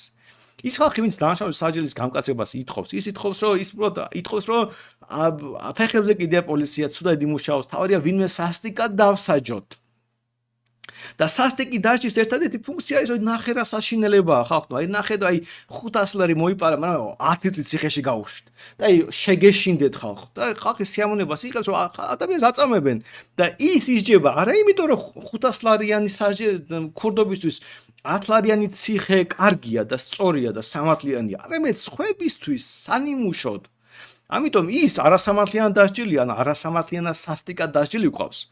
ის რო ციხიდან გამოვა ბედნიერი და კმაყოფილი არ იქნება, ის იქნება გაბრაზებული დანარჩენ საზოგადოებაზე და საერთოდ არ არის გარანტია და დიდი ალბათობით პირიქით სხვანაირად მოიქცევა, უფრო აგრესიული იქნება ადამიანის მიმართ. და სამართლიანადაც, იმიტომ რომ ის ხო არაფერს არ 500 ლარის გამო 10 ციხეში გაუშვით. ან რაღაც ამდაგვარი. და მართალი იქნება რაღაც თავის ინდივიდუალურ დონეზე, მართალი იქნება, იმიტომ რომ ის 500 ლარიანი ქურდობის არ დაისაჯა. დაისაჯა იმისთვის, რომ საზოგადოებაში ვიღაცებს შურისძიების მოტივი აქვს და სხვების წამება ევასება. და რო უყურებს, რომ ვიღაცა სასტიკად დასაჯეს, ამით კმაყოფილდება და იმაზეც კი არ ფიქრობს, რომ 500 ლარი რო წაართვეს და მოპარეს, არაფერი არ დაუბრუნდა. პირიქით იქეთ ფულს იხდის და ამ პატიმარს მე კიდე არჩენს ციხეში რამდენიმე წელი მინიმუმ. ანუ ზარალშია რა, ყველგან ზარალშია, მაგრამ აი ეს ცხოველური ინსტინქტი აგრესიის დაკმაყოფილდა. ადასამ როგორც დავიწყე, მასაჟულება არ უნდა იყოს ამაზე მორგებული. არ შეიძლება რომ შურისძიება იყოს მასაჟულების ამოცანა. და ხარ უნდა ვქნათ ქურდობაზე, აბა როგორ დავსაჯოთ? თან მარტივად ქურდობის ციხე უნდა იყოს კრიტიკულ სიტუაციაში ხოლმე გამოყენებული. აი წარმოიდგინეთ, ადამიანი მოვიდა მომპარა 500 ლარი. რა მჭირდება? დამიბრუნო 500 ლარი. შეიძლება დავგვარდ უფრო მეტი უნდა დამიბრუნო, ხო? 500 ლარი პლუს რაღაც ზარალი პლუს მესანა რაღაც პოლიციაში დავრეკე, ჩემი რაღაც ფსიქოლოგიური დისკომფორტი, რა ვიყოს 5000 ლარი. ამიტომ დაიჭირეს 500 ლარი ჯარიმა.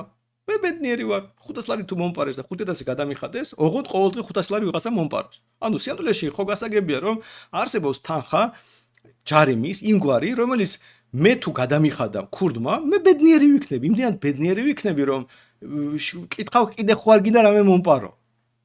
და გასაგებია რაღაც რეციდივიზმი 50 მეტრზე მოიპარა, არავის ჯარიმას არ უხდის, რაღაც შეიძლება წარმოიგინო რაღაც სიტუაცია, ან რა ვიცი, ყველა მუზეუმი გაქურდა და ვერ ჩერდება ადამიანი და სულ იპარას, ну, კაი შეიძლება რაღაც წარმოიგინო სიტუაცია, როცა ციხეში ჩასვლა, მაგრამ მე ამბობ, რომ ჩვეულებრივ აი ხდება ხოლმე რაღაც საფულე მოპარა ადამიანს, რა ვიცი, რაღაც გააკეთა, არც ძალადობას ქონდა ადგილი, არც რაღაც მუქარას, არაფერი, უბრალოდ რაღაც შუმაც ყად ვიღაცას მოპარა.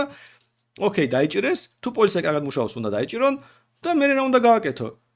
რა არაფერი დაუწესე ჯარიმა, ბრასლეტით გაუშვებ, იმუშავებ სადღაც, გადაიხდის საშემოსავლო გადასახადს, ამ სასამართლო გადასახადის 10% დაერისხება მსხვერპლს და რა ვიცი, ამ ჯარიმას არ გადაიხდის, ასე ბრასლეტით ივლის. მორჩა, პრობლემა მოგვარებულია, ყველა ბედნიერია, ციხეზე ხარჯი არ გვაქვს.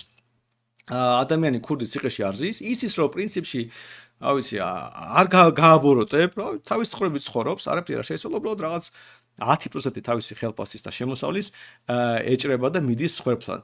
ეხლა თუ ბოლოს და ბოლოს იქამდე მივარო, არაფერს არ გააკეთებს, ქურდობას გააგრძელებს და არც ზიანს აანაზღურებს, მე შეიძლება ბოლოს რაღაც ციხეში აღმოჩნდეს ბუნებრივია, მაგრამ სტიმული ექნება ეს არ გააკეთოს, სტიმული ექნება რაღაც ფული შოვოს და ასე ვთქვათ, მოაგვაროს ეს პრობლემა. აიტომ შეიძლება ქურდობის შემთხვევაში პრინციპი ძალიან მარტივია. ერთი მხრივ შენ გაქვს ზიანი, რომელიც ადამიანს მიაყენე და მეორე მხრივ არის ალბათობა, რომელიც შენ იჭერ ქურდს. და აი ამ პროპორციით ადგენს ჯარიმას. და ჯარიმაა გამოსავალი ქურდობის შემთხვევაში. და არა ციხე. მაგრამ ჩვენთან ეს ყველაფერი არეულია. ადამიანს მოპარე, თუ დაუბრუნე რამე დაუბრუნე, თუ ადამიანი დახარჯა ან გაანადგურა ის ნივთი რომელიც მოპარა, მორჩა, დამთავრდა, ის ადამიანი წავიდა ციხეში, იქეთ ფულს ვიხდით გადასახადების სახით, იქეთ უნდა უზრუნველყოთ ის ადამიანი ციხეში, უნდა დავიცვათ რაღაცა, ახალგაზრდა ბიჭები ჯარში გავიწვევთ, ვითომ ჯარიო არის და მე იმ ციხესთან დავაყენებთ ყარაულად და აი ეს რაღაცებს ვაკეთებთ, იმის გამო, იმის ნაცვლად, რომ ადამიანი უბრალოდ დარჩეს თავისუფლებაზე, რაღაც თუნდაც შეზღუდვებით, პირობითი სასჯელით ან რაღაც ასეთი და უბრალოდ აუნაზღავროს ზიანი. მორჩა, პრობლემა აღარ იარსებებდა. რამდენი ადამიანი იქნებოდა ციხეში? რამდენი და ყველა მსხვერპლი ყოფილი იქნებოდა იმ იშვიათი გამონაკლისის გამო, როცა ადამიანის ციხეში გაშვება მაინც მოგვიწევდა, მაგრამ უდიდეს შემთხვევაში აღარ იჭდებოდა ქურდი ციხეში. და ეს იქნებოდა სწორი. ერთადერთი რაც რჩება ამ ისტორიაში არის ალბათობის პრობლემა, იმიტომ რომ ალბათობა არის უნივერსალური კატეგორია, არ არსებობს როგორც ასეთი, რაღაცა დასჯის ალბათობა, ვერ დათვლიოს რაღაც ობიექტური კრიტერიუმი არ არსებობს. რატომ? იმიტომ რომ აი წამოიგინეთ სხვადასხვა ადამიანთა ჯგუფი. უშუალოდ ქურდი ან ადამიანი რომელიც მოპარვას აპირებს, პარლამენტარი რომელიც კანონს წერს და სასჯელს ადგენს მაგალითად და ვინმე რიგითი მოქალაქე, ან რაღაც პოლიციელი და ასე. წამოიგინეთ რომ პარლამენტარი რომელიც წერს კანონს, შეიძლება ჩათვალოს რომ აი რამდენი ქურდობა იყო ქვეყანაში, რამდენი მოსახლეობა, რამდენი რა ვიცი დავიჭირეთ და ასე შემდეგ და დათვალოს რომ თქვა 1000 ქურდობიდან პოლიციამ გამოვლენა 500. ესე იგი, ასე 50%-იანი ალბათობა რომ დაიჭერ ქურდს. ოკეი, ეს არის პარლამენტარის ამბავი. ეხლა შეხედეთ ქურდის ან ლეგიტიმ მოქალაქის მხრიდან დანახული ამბავი. თუ ქურდი ხედავს რომ მისი კოლეგები, ქურდები ასევე იპარავენ რაღაცებს და არც ერთი არ არის დაჭერილი. ალბათ იცის სადღაც რომ ქურდებს იჭერენ და ეს რაღაც არალეგალური, მაგრამ მის ირგვლივ არავინ არ არის დაჭერილი. და გასაგებია რომ ალბათობა სტატისტიკა ქვეყანა, მაგრამ რა ვიცი შეიძლება გურიაში და კახეთში სხვადასხვანაირად მუშაობს პოლიცია. მე გურიაში ვცხოვრობ, ხედავ რომ რა ვიცი ჩემს მხრიდან არავინ არ დაიჭერეს. რაღაც სტატისტიკა შეიძლება კახელების გამო, შეიძლება კახეთის პოლიცია იჭერს ქურდებს უკეთესად, შეიძლება კახეთში ქურდები სულად მუშაობენ და ასე შემდეგ. მაგრამ ნუ აი მე ვხედავ რომ აი ჩემს მხრიდან არაფერი არ ხდება, ამიტომ გურიაში ქურდის გადმოსახედიდან ალბათობა დაჭერის ბევრად უფრო დაბალია, ვიდრე თქვა კახეთში სადაც პირიქით ხდება. ამიტომ ერთი და იგივე კანონს პრევენციული ეფექტი ჰქონდეს გურიაშიც და კახეთშიც, გამოდის რომ სხვადასხვა სასჯელი უნდა იქონდეს. და ამიტომაც არის მნიშვნელოვანი რომ ზოგადად კანონმდებლობა იყოს მაქსიმალურად ასე ვთქვათ ადაპტირებადი და სხვადასხვა ჯგუფებში ჰქონდეს სხვადასხვა ტიპის კანონმდებლობის უფლება, ანუ დეცენტრალიზაციასაც ვეძახეთ რა, რომ მაგალითად გურიაში კანონმდებლობა მორგებული იყოს იმ წესით, რომელიც გურიაშია, კახეთში და შემდეგ და თვითონ მოსამართლეს ჰქონდეს რეინჯი. აი კი არ თქვა რომ თქვა 500 ლარიანი ქურდობა ისჯება 5000 ლარიანი ჯარიმით. არამედ რაღაც რეინჯი გავაკეთო, მაგალითად 600 ლარიდან 10000-მდე. და უკვე მოსამართლე მოარგებს ამ სასჯელს არსებულ სიტუაციას, იმიტომ რომ შეიძლება დაინახოს რომ აი იქ ქურდებს გონიათ რომ იშვიათად იჭერენ, ამიტომ სასჯელი უფრო მაღალი უნდა იყოს და თუ ხედავს რომ ლამის 10-დან 9 ქურდი დაიჭირეს, მაშინ პირიქით სასჯელი უნდა შეამციროს და არ უნდა დასაჯო მკაცრად, იმიტომ რომ ისედაც ყველას იჭერენ ფაქტობრივად. და ამიტომ შენ როგორც კანონმდებელი უტოვებ მარტო ზოგად ფარგლებს ადგენ და დიდ დისკრეციას უტოვებ მოსამართლეს, რომ თვითონ გადაწყვიტოს რა არის იმ კონკრეტულ სიტუაციაში ოპტიმალური და მოსამართლე თავისუფლად თუ არჩეულია, როგორც ახლა ამერიკულ სისტემას ყვები, ხო? არჩეულია, მაშინ ის ადგილობრივი სპეციფიკა ესმის. ხდება საერთოდ აი გურჯაანში რა ხდება და ოზურგეთში რა ხდება. ესმის რა უბრალოდ ეს რაღაც სპეციფიკა და ამიტომ ის მიხედვით იღებს გადაწყვეტილებას. და მე რით დავიწყე დღევანდელი ლაივი, რომ ეს სამართალი და ეკონომიკა როგორც დარგი შექმნილი იყო მოსამართლეებისკენ, რომელიც ამერიკაზეა საუბარი. როგორც ყოველთვის რაღაც მთელი რაღაც მეცნიერება და ასე ვთქვათ, სოციალური მეცნიერება ამერიკაზეა ფოკუსირებული. აქაც ამერიკაზე იყო, აქ ძალიან პრიმიტიული ახსნა. ამერიკაში პრეცედენტული სისტემა მოქმედებს. ანუ სინამდვილეში მოსამართლეს ძალიან დიდი დისკრეცია აქვს რა გააკეთოს და როგორ გააკეთოს და ძალიან ცოტათი არის ზოგ შემთხვევაში არის შეზღუდული კანონმდებლობით. ჩვენთან როგორ არის? პარლამენტი კანონს იღებს და მოსამართლე ამ კანონების მიხედვით იღებს გადაწყვეტილებას. და პრეცედენტული სისტემის არსი იმაშია, რომ მოსამართლე უბრალოდ საღად მოაზროვნე ადეკვატური ადამიანია, რომელიც სამართლიანი გაწყვეტილება უნდა მიიღოს და მე მისი გაწყვეტილება გახდება პრეცედენტი მსგავს საქმეებში.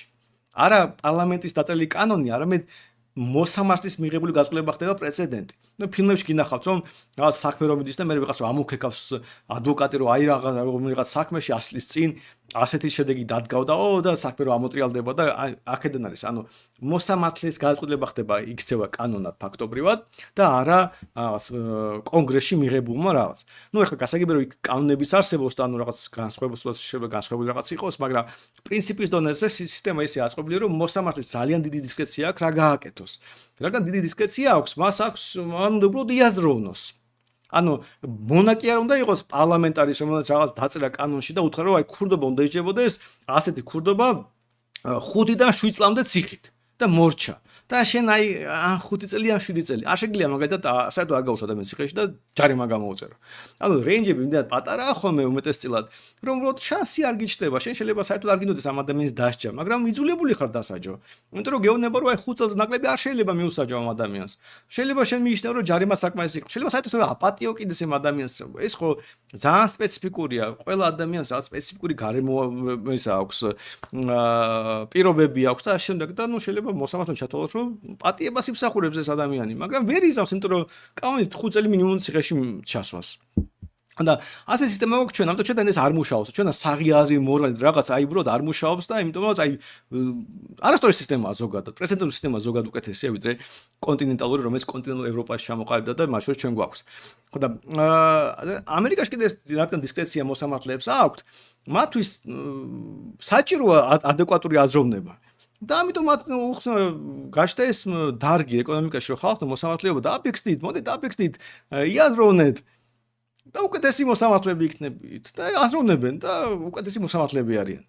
აი და წამოვიდეთ მთელი სისტემა რომ წამოვიდგინოთ რომ თუ მოსამართლეს დიდი დისკრეცია აქვს, ანუ თუ პარლამენტი ისეთ კანონებს წერს, სადაც მოსამართლებს უტოვებს დისკრეციას, რომ აუეუბნება რომ ქურდობა იჭება თქვა 0-დან 10 წლამდე, ან ჯარიმით რაღაც პროპორციით. და всё, ჩვენ გავაკეთე რა გინდა კაცო, მოსამართლე ხარ, შენ არ აგირჩიეს გურჯანელებმა. გურჯანში ვიღაცამ ერთმა კახელმა მეორეს რაღაც მოპარა. ინ გაერკვია რა სიტუაციაში. თუ ხედავ რომ ასეთ ქურდობას, ყველა ასეთი ქურდობა გახსნილია, რა მინიმალური ჯარიმა იქნება. თუ ხედავ რომ რაღაც კატასტროფა ხდება და რა ვიცი, მუზეუმი გაძარცვეს და რაღაც ფანტასტიკა ხდება და რა ვიცი, ქვეყნის უსაფრთხოება დააყენეს რისკის ქვეშ და რაღაც, ნუ კაი შეიძლება ციხეში გაუშვა, ოკეი. ან შეიძლება დიდი ჯარიმა გამოუწერო. ანუ უამრავი სხვა შეიძლება გარემოება იყოს. დიახ, უნდა მისცე მოსამართლე. მოსამართლე არ უნდა იყოს მონა ამ შემთხვევაში, სისტემის მონა არ უნდა იყოს. ის უნდა იყოს თავისუფალი ადამიანი, მორალური ადამიანი და მოაზროვნე ადამიანი. და თუ ასე ამას, საიდან იპოვე ამას, თუ ყველა მონები არიან და მათი თანაშემწეები, რომელიც მე გახდნენ მოსამართლეები, ანუ მოსამართლეების დივნები და თანაშემწეები, მე ისე მოსამართლეები ინიშნებიან, იმიტომ რომ მონობაში გაწვრთნილები არიან. თუ ეს მონები ყავს მოსამართლეებად ჩანიშნული, რომელიც უბრალოდ ბრძანებებს ასრულებენ, შენ როგორ შეიძლება მათ ეს დისკრეცია მიაინჭა, ხო? ანუ იმიტომაც გვაქვს ეს სისტემა, ანუ გულისხმობ ისინი მონები არიან და შენ აქ პარლამენტში რაღაცა წესებს მოსამართლეებსაც. ამიტომ ეს სისტემა არ მუშაობს, რა მონებს რომ ისე ხა თავისუფლება რამე გააკეთო, მოსამართლეობა გააკეთო, უბრალოდ აი არ გამოვა რა მონა ვერ გამოიყენებს ამ დისკრეციას. ამიტომაც არის რომ ზოგადად რაღაც საღი აზრი პარლამენტშიც ვერ იქნება ასე ვთქვათ გავრცელებული ჩვენ რეალობაში, იმიტომ რომ სამდროში ეს საღი აზრი ხო პარლამენტას არ ჭირდება პირველ რიგში მოსამართლეს. აქედან გამომდინარე ჩვენ თუ სასამართლო სისტემა არ შევცვალეთ, არც კანონებს ეშულებათ ამ კუთხით, მაგრამ ზოგადად წამოვიგნოთ, ქურდობა უმეტესად არ უნდა ისჯებოდეს ციხედ. აი ძალიან მარტივი რაღაც არის, უმარტივესია. და ასეთი არის ძალიან ბევრი დანაშაული. ან ავიღოთ თაღლითობა. აი ბიზნესი გვაქვს ქვეყანაში აწყობილი. იყიდიან სადმე მიწას, აშენებენ ვითომ კორპუსს, ან რაღაც შენებლობის იმიტაციას დაიწყებენ, გაყიდიან ბინებს, მერე გადააგდებენ და რამდენი მილიონ დოლარს მიითვისებენ. მერე პოლიცია დაიჭერს ეს აღიარებს დანაშაულს, კი თაღლითი ვარ, გადავაგდე ხალხი, გაუშვებენ არის 5 წლის ციხეში, 5 წელი ადამიანი ციხეში ის გამოდის მილიონერი. 5 წელიწადში მილიონს მაინც ვერ შევიდა, ვერ მithumetes რამდენიმე მილიონს და აი კიდე თავრობის ხარჯზე, ანუ ისევ გადაგდებული სხვეპლების ხარჯზე გაატრებს 5 წელს, თან არ იქნება არ ჩასვავენ მაგას ახლა მკვლელებთან და რეციდივისტებთან და სხვა ციხეში აღმოაჩენს თავს, გაატრებს 5 წელს, გამოვა მილიონერია. შვენერი კარიერაა. ძალიან ბევრი ირჩევს ამას. იმიტომ რომ ასეთი წესრიგი მოვაწყვეთ. ეხლა წარმოგიდგენთ სხვანაირი წესრიგი. გადააგდო? კი ბატონო, არანაირი ციხე, ბრასლეტი, ქვეყნა ვერ გახვალ, იმუშავე. რასაც იმუშავე, მის ნახევარს გადაუწყვის ქვეყნებს. სანამ არ აუნაზღაურებ ამ რაღაც მილიონებს, რომელშენ წაართვი, იქნები ასე. როგორც კი აღმოჩნდა გადანახული თუ ქონდა მილიონები, იმას გამოაჩენ, უმას რა თქმა უნდა წაგართმევ და მსხვერპლებს დაუბრუნებ და კიდე რა ვიცი ორმაგჯარი იმას დაგაკისრებ ზემოდან. რა გამოსავალი ექნება ადამიანს?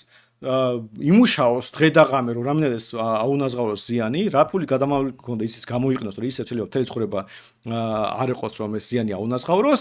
სხვები დაინახავენ რომ ეს ადამიანი უბრალოდ დღე და ღამე მუშაობს 5 სამსახურში, რომ თავისი დანაშაული გამოისყიდოს და რასთავად სხვეპლიც ასევე რაღაც ზიანის ანაზღაურებას მიიღებს. ანუ უბრალოდ შურიზება კი არის დალპესის ჩათლახი იმაშიო ციხეში ამ ემოციით კი არ იცხოვრებს, არამედ რა ვიცი დაკარგა 10,000 დოლარი და რაღაც ფულს მიიღებს. თუ გამომართვა შეიძლება 10,000-ზე ბევრი მეტიც მიიღოს, იმიტომ რომ სასჯელი იქნება ჯარიმის სახით. და რა გამოვიდა შინაარსობრივად გამოვა ის რომ ყველა ბედნიერია რა რაღაცნაირად და ციხეში არ ჩავსვით. გადახდელების ფული არ დავხარჯეთ. სხვებს აუნაზღაურეთ შეიძლება და შეიძლება დავსაჯეთ კიდეს და სხვა ადამიანი აკვირდება რომ აი ნახე ადამიანს თაღლითი აღმოჩნდა რა სასტიკ სასჯელი აქვს ასე მოუწევს დღე და ღამე მუშაობა.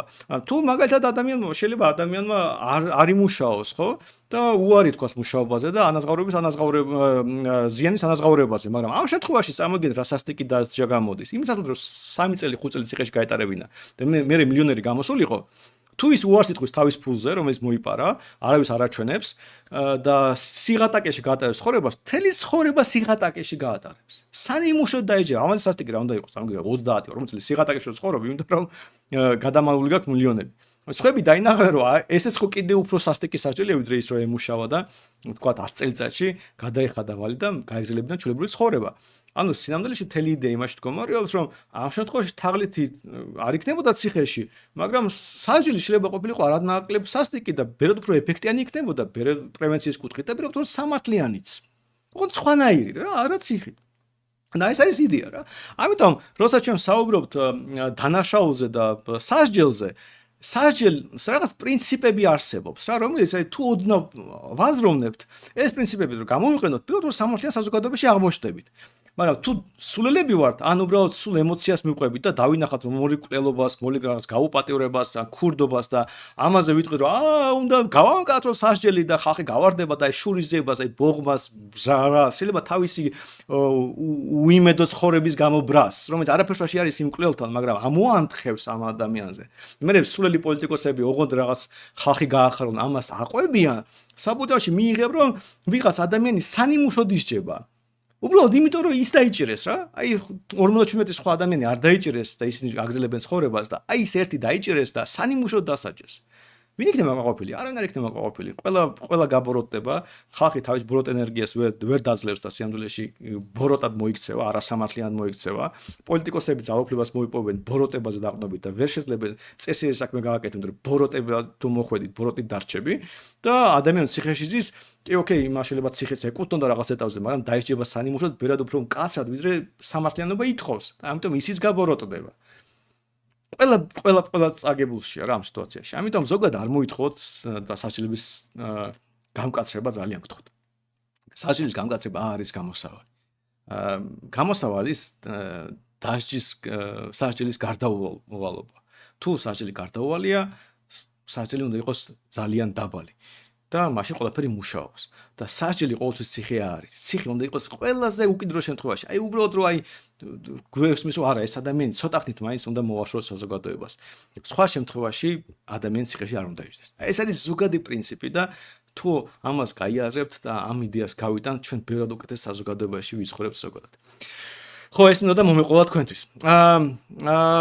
ეხლა გადავალთ თქვენ კითხვებზე. ამასობაში, ესე იგი 74 ადამიანი მიყურებს, ძალიან მადლობა თქვენ და 80 ლაიქია, რასაც ასევე ძალიან კარგია. სულ 20 ლაიქი დარჩა იქამდე რომ გავიდეთ, ასე ვთქვათ, 100-მდე და დალაიქეთ თუ გინდათ რომ გავაგზავნოთ ჩემი ლაივები, იმედია ეს ლაივიც მინიმუმ 100 ადამიანს მოეწონება. დავიწყებთ თქვენი კითხვებით. რაღაც ცოტა კითხვა იყო სხვათა შორის. ხელფასის მატება როგორ შეიძლება რომ ეფექტურად მოითხოვო? აი, არ ვიცი. გააჩნია სიტუაციას. მე სხვათა შორის ზოგადად არ ვარ ხოლმე ძალიან აი ვაჭრობაში არ ვარ ძლიერი. არც მახსენდება როდის მოვითხოვე ხელფასის ზრდა, მართლა რო გითხრათ. ნუ მოლაპარაკებები მახსოვს, როცა ხელფასებთან ხვდებოდი, როცა სამსახურს ვიწყებდი. ხელფასის და როგორ მოვითხოვე არ მახსოვს. მე რაღაც ისე გამოდიოდა ჩემს ცხოვრებაში, რომ სულ რაღაც ან ახალ სამსახურს ვიწყებდი, ან რაღაც პოზიციაზე გადავდიოდი, რაც ბუნებრივად მოყვებოდა მეტი ხელფასი და შემდეგ ხო და ამიტომ არ ვიცი, არ ვარ ძლიერი ასეთ რაღაცებში სხვათა შორის.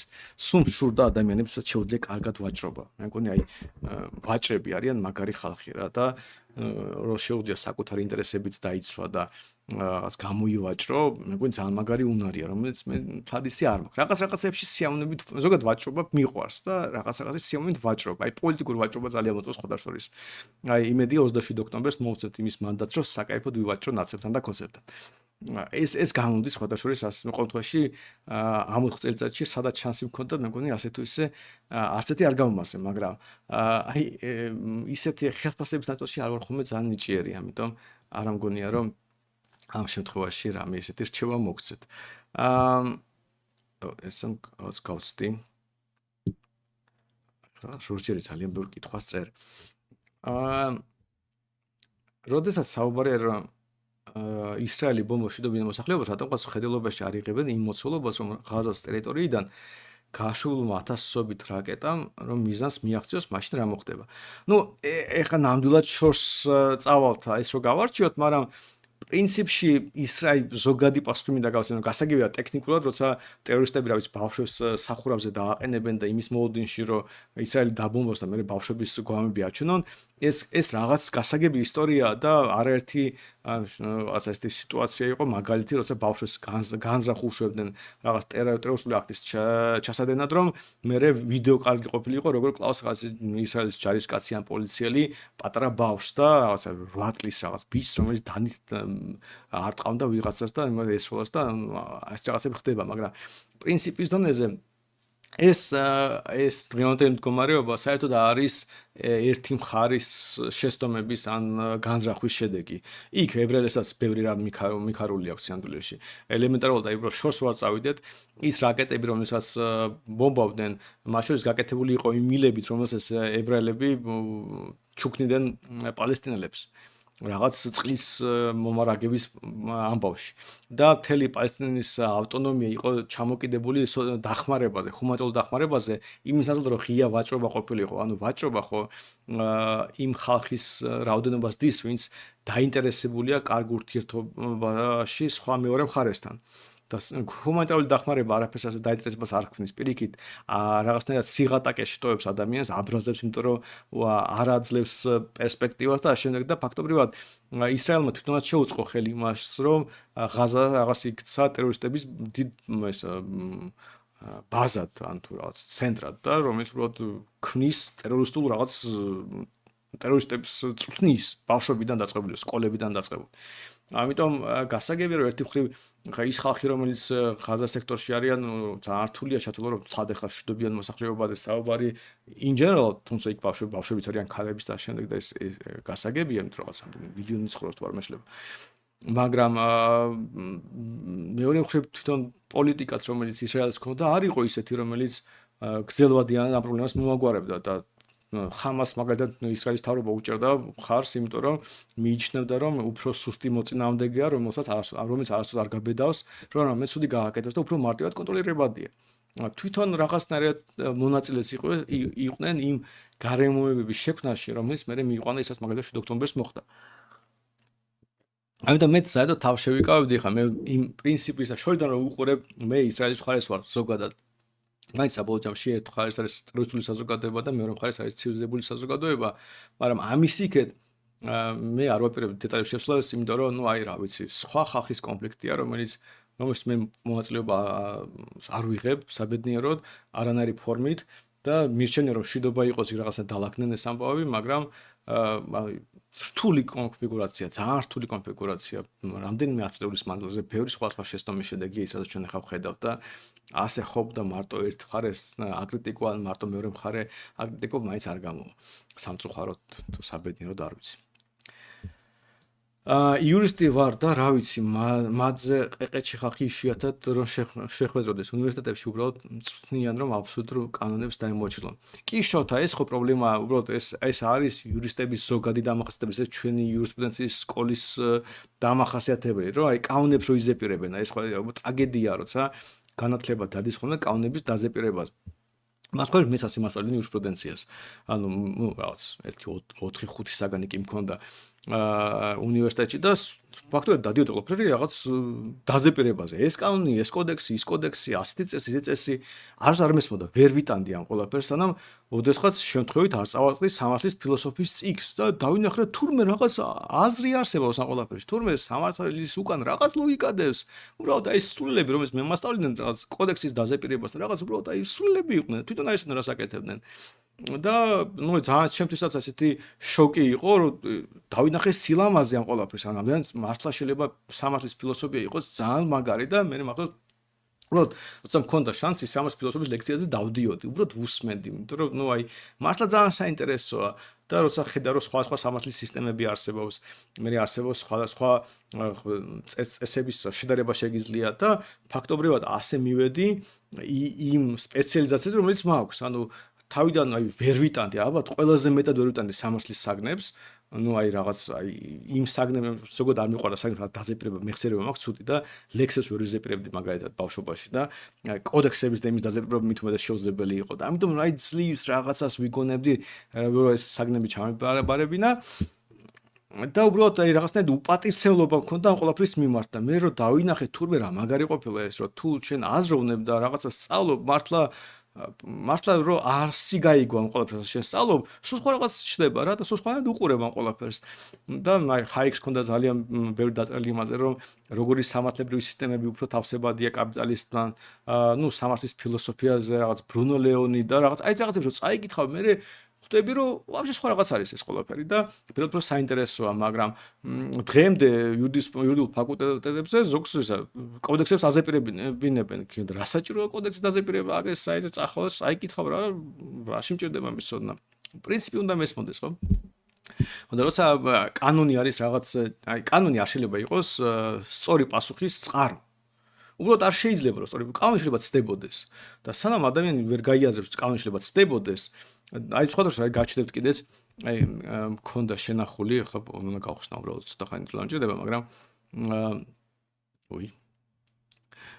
ძალიან შორეულ ამბავია დაშვება რომ კანონი ცდება რა იმიტომ რომ რავი კანონი ხო ადამიანებმა დაწერეს ადამიანს ცდებიან თუ ადამიანს ცდებიან კანონი შეიძლება ცდებოდეს აი ბუნებრივი ამბავია აი ეს ჩემი საყვარელი ფოტო არის სტუდენტებს სულ აშვენებ ხოლმე, როცა კანონზე ყვები, ამ შემთხვევაში ხა არ ჩანს კარგად ბოლომდე ეს ხალი იცავს თავის შვილს, ანუ პოლიციელმა დაეჭირა შვილი, აი მიწაზეა რა, დაჭრილია და პისტოლეტი მიუშურა შვილს. და ეს ხალი მოვიდა და ასე მაჩეტეთი ემუქრება პოლიციელს. და რატომღაც მე ამ ხალს რო ვუყურებ აი კიდე მაინც დავტოვებ ბარემ თქვენს რო შეხვდეთ მე ამ ხალს რო უყურებ რაღაცნაირად ჯერა ამ ხალის მე მჯერა რომ ეს ხალი ახლა ამ ყელს გამოუჭრის პოლიციელს თავის შვილის დასაცავად და მესმის ამ ხალის ხვდებით ანუ მე არ ვიცი ის შვილი დანაშავე იყო არ იყო დანაშავე ქურდი იყო თუ მკვლელი იყო რაღაც შეიძლება იყოს მაგრამ ამ შემთხვევაში ძალიან ცალსახაა რომ ეს ხალი მიიჩნევს პოლიციელის ქმედებას არასამართლიანად. შეიძლება იმასაც კი ეთანხმება, რომ შვილი დაეჭირონ, მაგრამ რავი, შეიძლება არ უნდა რომ მოკლან, ან რაღაც იძალან და შემდეგ. ან მოტივები არ ვიცი ამ ისტორიის ზუსტად. ხო, მაგრამ ფაქტია, რომ სახეზე ეთყობა ამ ხალხს, რომ ის არ აღიარებს პოლიციელის უფლებამოსილებას ამ სიტუაციაში. და ზოგადად ჩვენ უნდა გვესმოდეს, რომ ეს ხალი შეიძლება მართალი იყოს. კი, შეიძლება კანონიერად იქცევა პოლიციელი ყველაფერი, მაგრამ თუ კანონი ამორალურია, ჩვენ ვალდებულება გვაქვს, რომ ეს კანონი არ აღვასრულოთ.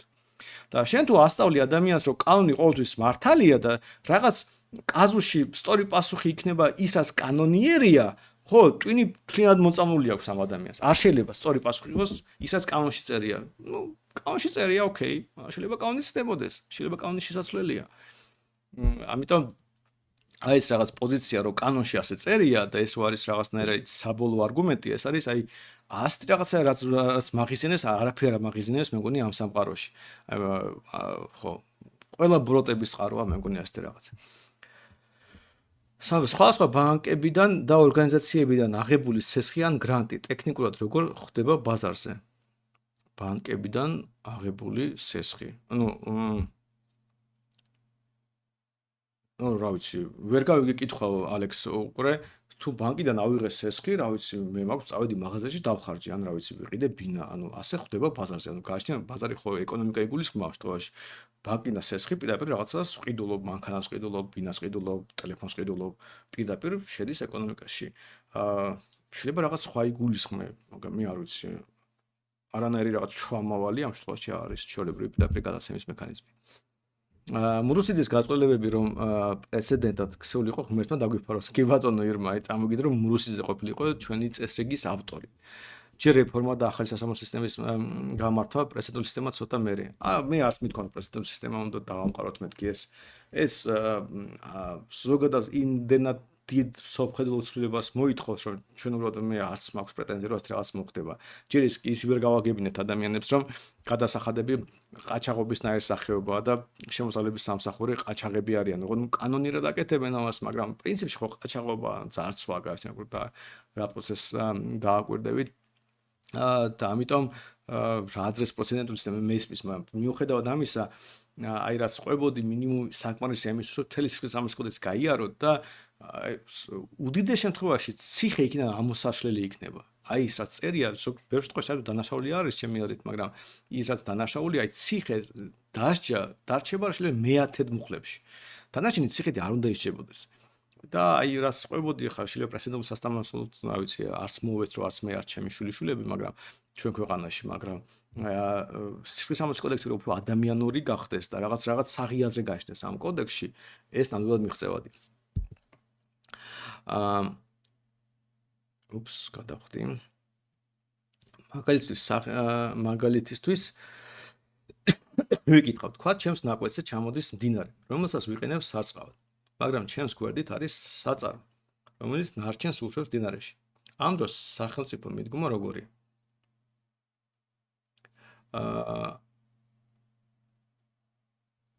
ჯარიმები თუ ეკონომიკური კულტურები დაწესებულა. ოკეი. სახელმწიფო მოდგომა ჯერ ესეთ სიტყვები აკურატულად გამოიყენოთ, სახელმწიფო არ არსებობს ფიზიკურ სამყაროში. მიდგომა შეიძლება ქონდეს კონკრეტულ ბიუროკრატს, კანონმდებლებს, მაგალითად მთავრობას და ასე შემდეგ. და მიდგომა რაში მდგომარეობს? ამ კითხვაზე პასუხი ძალიან მარტივია. შეიძლება დაწერე თორნიკე გეგონება ეს მდინარე არის რაღაცა ისეთი აბსტრაქტული და კითხვა ხო შეიძლება ვისია ეს მდინარე. და თუ მდინარე სყავს მესაკუთრე, იმან გადაწყვიტოს ჩაასხავს ქარხანა ნარჩენებს თუ არ ჩაასხავს. თუ ჩაასხავს, რას გადაიხდის? თუ გადაიხდის, ან ვის გადაუხდის და ასე შემდეგ. ანუ აქ თარი პრობლემა არის ის, რომ შენ დაუშვრო ნაკვეთები და ქარხანა თავისით არსებობენ და მდინარე რაღაც აბსტრაქტულად არსებობს ამ შემთხვევაში. არა და მდინარეს მესაკუთრე ყავს. ან მთავრობა იქნება, ან კონკრეტული ვიღაც ადამიანი, ან ადამიანები. თუ ეს მთავრობა, როგორც გადაწყვეტს მესაკუთრე. ეს ხო მისი საკუთრება, მთავრობა იმაშია პრობლემა, რომ მთავრობა რასაც იტყვის, ის გამოვა სახელმწიფო საკუთრების შემთხვევაში. თუ საუბარია, თქვათ, ჩემი მდინარე არის და შენი საწარმოა, მაშინ, რა ვიცი, შენ მიწაზე რო არის მდინარე, იქ შეიძლება რაც გინდეს გააკეთო, მაგრამ თუ ეს საბოლოოში მე ზიანს მომაყენებს, წავალ სასამართლოში გიჩვენებ და ზიანის ანაზღაურებას მოგთხოვ. თუ სასამართლო მუშაობს, ბუნებრივია რომ პირველი და ბოლო იქნება, როცა შენ ნარჩენებს ჩაასხავ მდინარეში. და ეგ არის, ანუ სიამოვნებაში გადახედე ასე რაღაც. მდინარე არაფერში არის. წარმოგიდგენთ ორი ნაკვეთი. მეზობლები არიან და ერთი მეორეს რაღაც ქვას ეცვლის მეორეს ნაკვეთზე. რას შვები ამ შემთხვევაში? რას შვები და მინდიხარ სასამართლოში. ნუ თუ მამამდე ვერ მორიგდი. ხო, აქ მდინარე არაფერში, მდინარე აბუნებს ხალხს, მაგრამ გონიათ რომ მდინარე რაღაცნაირად თავისით არსებობს და მდინარის საკუთრება უნდა იყოს. ვიღაცა მესაკუთრე ყოველთვის მოიძებნება, ან მთავრობა, ან ადამიანები. და ამიტომ მესაკუთრე წყვეტს და შენ რო ქვა ესროლო მეზობლის ნაკვეთში გადააგდო, რა ვიცი, რა ხდება ამ შემთხვევაში? ხდება ის რომ კონფლიქტია, არჩევთ გაქვს უფლება, ქვა შენი იყო, ნაკვეთი შენი იყო, ისროლე, მაგრამ ხო ზიანი მიაყენე მეორე მხარეს, მიაყენე. ოკეი, წავა სასამართლოში, გიჩვლებს და რაღაცას დაგაჯერიმებს სასამართლო სავარაუდოდ. ამიტომ ეს სამეში იდეა ძალიან მარტივი. ხო, და ამას მნიშვნელობა არ აქვს, როგორი დოლოთი და ასე შემდეგ ბოლოს და ბოლოს ვინ რას ქმნის, შეიძლება იყოს წყარო შერიგების, აი რონალდ კოუზი იყო ასეთი ეკონომისტი, რომელიც აი ამას მოდელებს ათამაშებდა და ამას ასე შემოსავალი აქვს, იმასაც შემოსავალი აქვს და რა გამო მაგალითად მე თუ უფრო მეტი შემოსავალი აქვს და ხელს მიშლი, ფულს გადაგიხდი, რომ ხელი არ შემიშალო მაგალითად. ან პირიქით თუ შენ უფრო დიდი შემოსავალი გაქვს, მე მომიწევს შეგუება ამ ყველაფრის. ან და მაგრამ ყველაფერი საკვანძო ელემენტი ყველაფრისთვის არის სასამართლო და თუ ერთი მხარე მეორე ზიანს აყენებს, ну, მიდი ხარ სასამართლოში, მორჩა. დინარია, არის მდინარე ტყეა, უბრალო ნაკვეთია, ბინებია მრავალბინიან კორპუსში, თუ ამ სიცლობას საერთოდ არ აქვს საბოლოო ჯამში ერთდეგივენად მოგვარდება ყველა შემთხვევა. მოწყალება და სამართლიანობა ქრისტიანის ბუნებაა, გეთანხმები. მოგესალმებით ყველას. ჩემი აზრით დღეს მხოლოდ გირჩია რეალური გამოსავალი და ეს ერმა უნდა შეიქმნას. დიდი მადლობა მახო. ხო, მეც მგონია, რომ საუკეთესო არჩევანია გირჩი, მიუხედავად იმისა, რომ შორს ვართ დღევანდელი თემისგან, მაგრამ მართლა ჩვენ ერთადერთი ხალხი ვართ, თუნდაც აი ამ საკითხში, რომელიც უბრალოდ ვითხოვთ სასჯელების შემცირებას, სამართლის კოდექსის გადახედვას, სასამართლო რეფორმას, სხვაგან არის, სხვა გალაქტიკაში ცხოვრობენ მგონი.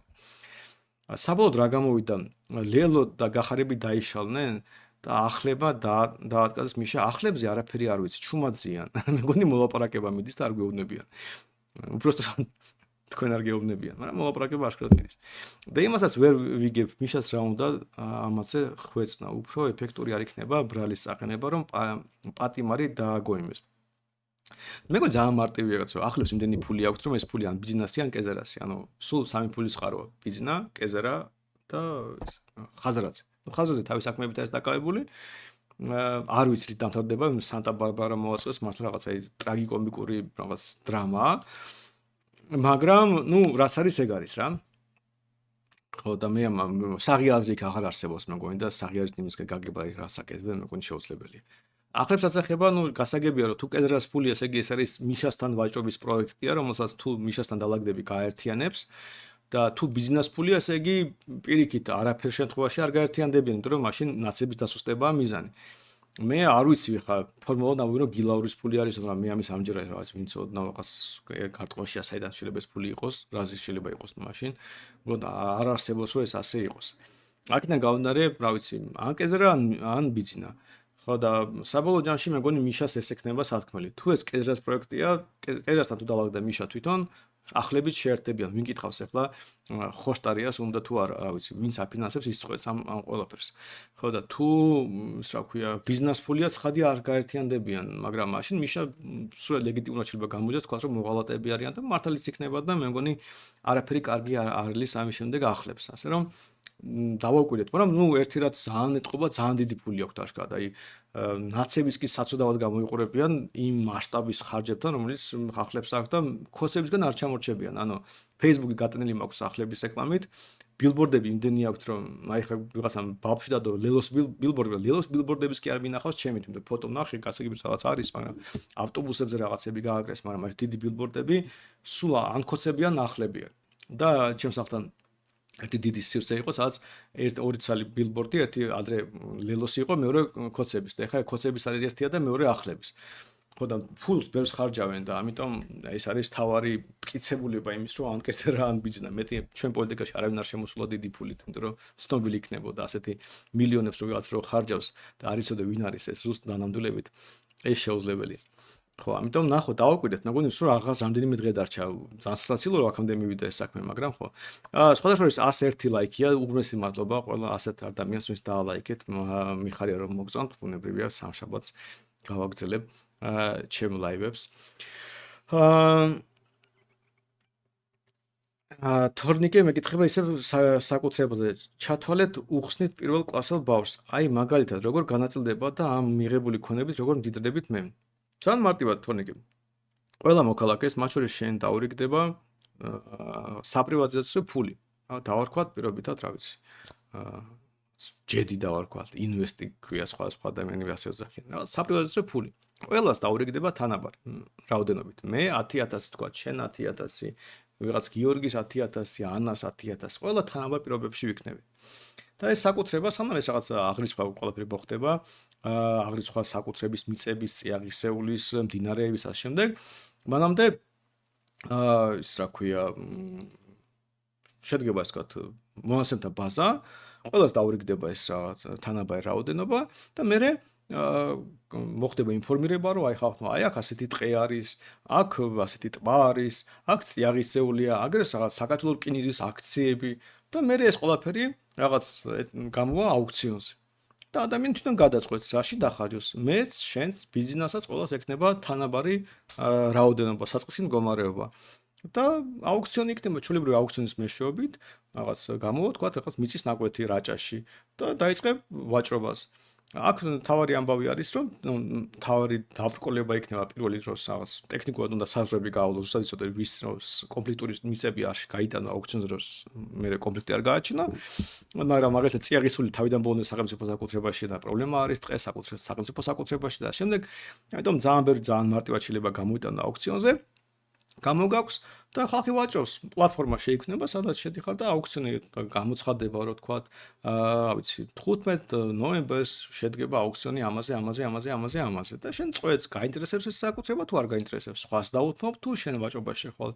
შეიძლება შეხვიდე და თქვათ, ხოლმე 1000 დახარჯო და მეტი არ ვაჭრო, თუ გაგიმართლა იაფად იყიდი თუ არა და სხვა იყიდის. და ასე გრძელდება ეს პროცესი და ხალხი მდიდდება და ხალხი მდიდდება, იმიტომ რომ შენ გარდაულად რაღაც ფულს მიიღებ. ფულს მიიღებ, იმიტომ რომ მიწას იყიდი, ფულს მიიღებ და მე შეიძლება გაყიდო ან დაამუშავო ან ბიზნესი გააკეთო. ფულს მიიღებ, რომ მაგალითად სახელმწიფო კომპანიის აქტივებს იყიდი, შენობას იყიდი ან აქციებს იყიდი. და ბოლოს აიღებ და ამ შენ საპრიორიტეტო ფულს გაყიდი პირდაპირ გაგებით. ამიტომ ყველა მოქალაქე აი გარდაულად გამდიდდება, მაგრამ ეხლა ვინ როგორ გამდიდდება, ეს უკვე მათ ნიჩზე არის დამოკიდებული. დაუშვათ შეიძლება სამე კახეთში რაღაც მიწის ნაკვეთი იყოს, რომელიც მე არ ვიცი რომ მნიშვნელოვანია, მაგრამ ადგილობრივი მოსახლეობა იცის რომ ღირებულია. ამიტომ ვიღაც ადგილობრივები იყიდიან და იციან როგორ გამოიყენონ უკეთესად და ჩემს შეიძლება იყოს უმნიშვნელო. ამიტომ რაღაც ადგილობრივი მოსახლეობა სხვა რეგიონებში უპირატესობა ექნება ინფორმაციაზე სხვადასხვა ნაკვეთებზე, ტყეზე, სხვა ტბა არის, რომელიც იციან რომ მაგათ კარგი გზა არის, მე არ ვიცი კარგი გზა არის თუ არა და ეხლა ყველაფერს ზუსტად ვერ გავიგებ. და ამიტომ ეს ყველა სხვა პრიორიტეტს მეანჭებს როგორ დახარჯოს ეს საპრიორიტეტო ფული, მაგრამ საბოლოო ჯამში ყველას ექნება შესაძლებლობა თავისი წილი ამ ქვეყნის მიიღოს. ფულად მიიღოს, აქციებად მიიღოს, ტყის სახით მიიღოს თუ წიაღისეულის და შემდეგ. და როგორც კი ეს მოხდება, საბოლოო ჯამში ყველა მდიდდება. როგორ გამდიდდება? ისევ და ისევ ადამიანებზე დამოკიდებული. მოდესთან რომ გამარჯობა, სალამი გიორგი. ონლაინ კაზინოების აკრძალვაზე ხალხს აქვს არგუმენტი, რომ ბევრი თავს იკლავსო და უბედურდებიანო. ასეთ ადამიანს რას საპირისპიროს ეტყოდით? Ну, ამაზე იყო საუბარი პარლამენტში და მაშინ ეს საპატრიარქოს წარმომადგენლები იყვნენ დაზარალებული ლუდომანი დაზარალებული ადამიანების ოჯახის წევრები და შემდეგ. და ეს ემოციურად გასაგები რომ ადამიანო თავი რომ მოეკლა და შენ რომ რაღაცას უხსნი რომ იცი რა ეს არ უნდა აგზალო ის რის გამოცას თქვა ეს მოხდა. ეს გასაგები ძალიან ემოციურად რთული ამბავია, მაგრამ ხო არ უნდა აიგზალოს კაზინოები. იმიტომ რომ არაფერშუაში არის ლუდომანია კაზინოებთან. ეს დაახლოებით იგივეა რომ ადამიანის კვლელობაში დაადანაშაულო დანა. აი დანა არაფერშუაში არის, იმიტომ რომ ის რა ქვია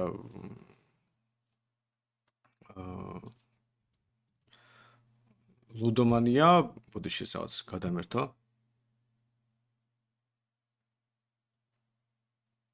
გადამერთო. ლუდომანია არის იმის შედეგი, რომ ადამიანს არ აქვს პერსპექტივას გაცდა, არ აქვს იმედი რომ ცხოვრება დაულაგდება, თან კარგი ცხოვრება უნდა და ესეთი ბევრი პრობლემაა საბოლოო ჯამში იდეა მაშინ მდგომარეობს, რომ ადამიანს არ აქვს განცდა, რომ შეიძლება თავის ცხოვრება დაალაგოს. ეს არის რაც იწვევს ლუდომანიას. როგორც ალკოჰოლიზმის იგივეა, ნარკომანის პრობლემაც ეგ არის. საბოლოო ჯამში ინსტრუმენტები თუ როგორ ვაანგვიროთ ჩვენ ცხოვრებას, შეიძლება განსხვავებული იყოს, მაგრამ იმიტომ რომ დანიჩელება ადამიანი მოკლა, შენ დანას არ გძალავ. კაზინო არის გართობის ინსტრუმენტი. მე რო კაზინოში დავდიოდი, მაგალითად, ხოლმე ის ფული მიმქონდა თან, რომელიც ჩემი გამოსახედიდან რომ დამეკარგა, არანაირ ზიანს არ მომაყენებდა, იმიტომ რომ მე ამ ფულს ვიხდიდი გართობაში. და ესეთი ისიც ჰქონდა ჩვევა, რომ ბოლო კუპიურას ჩავტენიდი ხოლმე სადმე შორს რა, იმიტომ რომ ეს აზარტის გამო რომ ზენიტი ფული არ დამეხარჯა და ტაქსის ფული მქონოდა, ამ ტაქსის ფულს ჩავტენიდი და სანამ ამას ამოვათრევდი იქიდან რომ ხო ფიშკები მეყიდა, შვიდებოდი და ხვდებოდი რომ აზრი არა გაგრძელებას, მირჩენია რომ ტაქსი წავიდები ფეხით. ამიტომ ასეთი თვითკონტროლის ინსტრუმენტი მქონდა, მაგრამ გართობის ინსტრუმენტია, ხა თუ კარტის დათვლა კარგად შეგიძლია, ასე პოკერში და ბლეკჯეკში თეორიულად შეიძლება მოუგიკიდეს კაზინოს, მაგრამ ხა უდიდეს შემთხვევაში აგებ და მიდიხარ იქ იმისთვის, რომ გაერთო და რა ვიცი, დროს ატარებ რაღაც სპეციფიკურ გარემოში, სპეციფიკური აქტივობით და ამაში ხდი ფულს. ანუ სინამდვილეში შენ თამაშს შეხედე როგორც ადგილსაც შენ გართობა გაქვს და ფულს იხდი ამაში. რავი, ოკეი, გართობაა რა, გართობის ამბავია. შეიძლება გაგიმართლოს და რაღაც მოიგო, მაგრამ უმეტესად წააგებ. და იცი რომ ასე ხდება. თქვენ რომ მიდიხართ ატრაქციონების პარკში ხვალად მოვოდნენ რომ გამდიდრდებით ესე დაბრუნდებით რა ვიცი გასართობად მიდიხართ ამაში ფულს იხდით იქით იხდით ფულს აკაც იგივეა კაზინოზე ეს არის თქვენ იხდით ფულს რომ გაერთოთ და ნუ ეხლა ვიღაცა შეიძლება მოსწონდეს ეს ვიღაცა არ მოსწონდეს მე დიდად აღთვალნებული რაც არ ვიყავი მაგრამ რავი რატომაც არა ზოგჯერ შეიძლება წავსულიყავ მაგრამ გასაგებია რომ ვიღაც ადამიანს სხვაგან უყურებენ, სხვანაირად უყურებენ და რადგან ცხოვრებაში არანაირი იმედი არ გააჩნიათ, რისკავენ რა, კი მე მიყვარს ცხოვრება შეიძლება, მაგრამ ვერ ხედა როგორ შეიძლება გამდიდრე, როგორ შეიძლება ჩემი შრომით გამდიდრე. ისეთი ცუდი წესრიგი გვაქვს მოწყობილი, რომ შრომა, ცოდნა არ არის საკმარისი, რომ გამდიდრე, ვიღაცის ნაცნობები ჭირდება, ჩაწყობა ჭირდება, რაღაც ჭირდება და ნუ ხვდები რომ არ გაქვს რა შანსი. და მაგრამ არც ცხოვრებაზე უარის თქმა გინდა, იმიტომ რომ ცხოვრება ზოგადად მოგწონს და მაშინ ამაზე ახლა პასუხი ლოდომანია.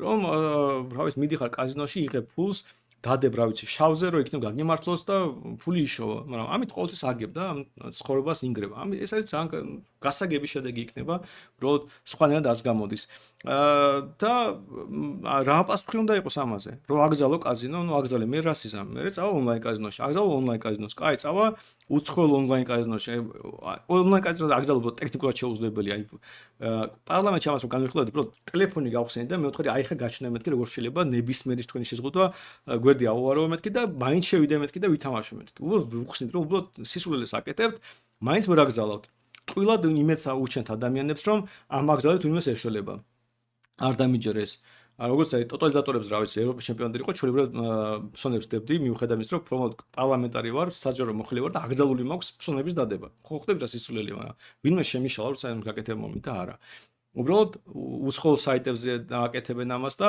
ვიღაც უცხოელები შოულობენ ფულს იმიტომ რომ ჩვენი მოქალაქეები შოულობდნენ ფულს მაგრამ რაღაცნაირად შეზღუდე აი რაღაც გადაირიე და თლად რაღაც კატასტროფა მოაწყო ოკეი მაშინა 90-იან წლებში ვინმე თუ უცხოურია ახსოვს რომ რავი არალეგალური თამაშები იქნება ჩვეულებრივ და ეს ბევრად საშიშია ალბათობა წაგების კიდევ უფრო მაღალია ანუ ცუდი შედეგი ძალიან სწრაფად დადგება თან კაზინოსთან კი არ წააგებ კრიმინალებთან და ანუ ყველანაირად უარესი იქნება ეს ყველაფერი ხო და აქედან გამომდინარე რა ვიცი უბრალოდ თელი კაზინოების აგზავნა ხოლმე იმაზე დადის რომ ხალხის რაღაც ნაწილი ვინც თუნდაც რაღაც კონტაქტში აღმოჩნდა ამ სხვებთან ან მათ ოჯახის წევრებთან იმდენად ემოციურად აღიქვამენ სიტუაციას რომ საღი აზრი გაჭედილი აქვთ და პოლიტიკოსები მის ნაცვლად რომ მიუხედავად ამისა თვითონ მოიქცნენ საღი აზრისზე დაყრდნობით ამ ემოციაზე თამაშობენ და ამბობენ რომ ჩვენ კაზინოებს დავბეგრათ ლელოები რა სისულელე მოხდეს გუშინ რომ კაზინოებს დავბეგრათ რომ პენსიები გავზარდოთ ნუ ეს ხო იდიოტიზმია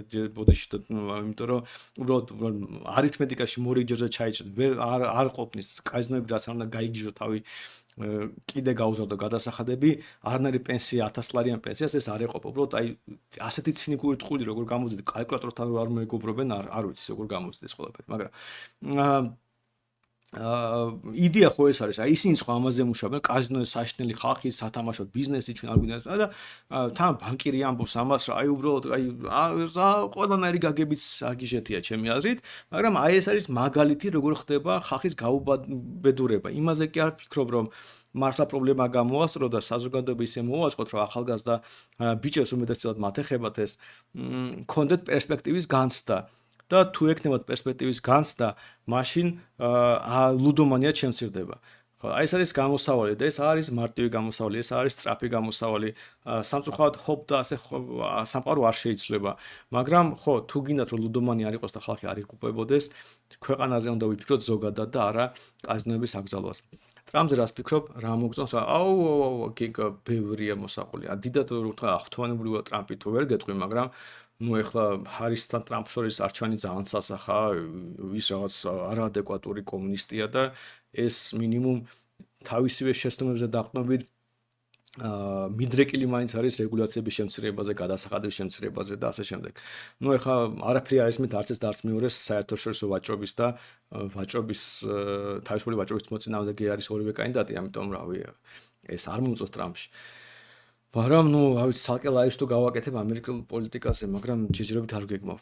თქვენი რეფორმები რომ გამოაქვეყნოთ წერილობით ვიდრე ვიდეოებით ხალხისთვის უფრო დევს წერილობით ანანიკო გიჩის საიტზე რომ შეხვიდეთ სიახლეებში პირველი სტატია არის ნუ აი რაღაც აღწერა არის და ვიდეოს ლინკებიც არის რომ იმ ხალხისთვის უფრო დეტალურად აინტერესებს მოგესალმებით ბატონ სანდრა სალამი იმ შემთხვევაში თუ თქვენი ხმა გადამწყვეტი იქნება და ორივე მხარე როგორც ოპოზიცია ასევე ოცნება თანახმა ყველა თქვენი მოთხოვნა შეასრულოს კოალიციის სანაცვლოდ როგორ მოიქცევით ეს ხო ბედნიერებაა ზუსტად რომ აღარ არსებობს ოცნება და ოპოზიცია ქვეყანა გაერთიანდა ბედნიერება გავაერთიანეთ 150 კაცით ჩავატარებთ რეფორმებს ყველა ერთად გავაკეთეთ პრივატიზაცია სასამართლო რეფორმას ესე გამოვიდა რომ ჩვენ გავაერთიანეთ პოლიტიკური სპექტრი არ ვიცი ეს ამის ალბათობა ალბათ 0-თან ახლოს არის რომ ეს მოხდება, იმიტომ რომ დაუშვა რომ ყველაფერზე თანახმაა და იდილია დადგა და ქოცების და ნაცებით ერთნაირად აზროვნებენ, მაგრამ ნუ ოკეი, ძალიან კარგი ამბავი იქნება, მაგრამ არ გონია რომ ეს მოხდეს.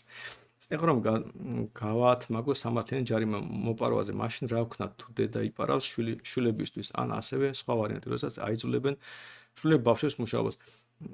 ეს როგორ უნდა დაესაჯოს. შეიძლება ბავშვები აიძულებენ, ბავშვები რომ მუშაობენ ეს სუდი შეიძლება საერთოდ არ იყოს, მოდი აქედან დავიწყოთ.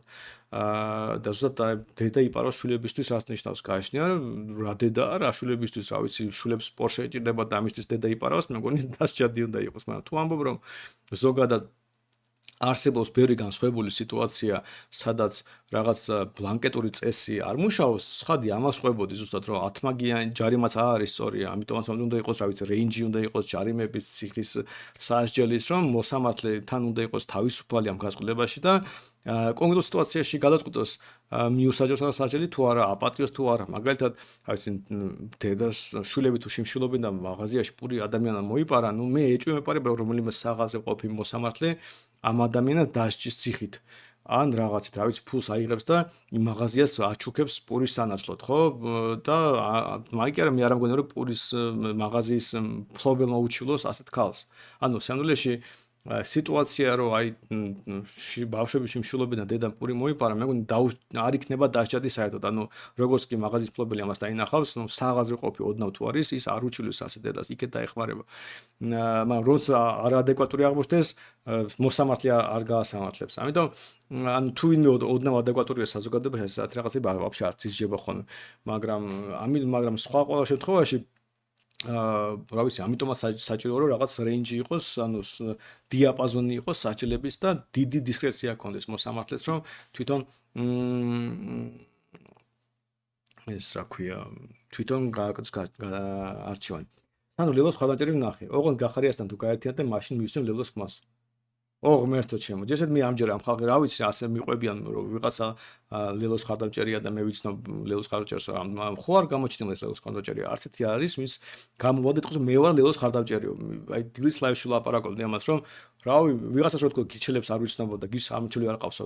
დარწმუნებული ვარ გიშლები დაადგებოდნენ და აუხსნიდნენ რას ნიშნავს გიჩის ხარდამჭერები და რატომ ვიჭრენ ხარს და შემდეგ და აი სად არის ეს ლელოს უკვე თვენახევარია ვეძებ ლელოს ხარდამჭერს და ვერ მიპოვია ვის თვითონ მოვადეთ ყო მე ვარ გიჩის ხარდამჭერი.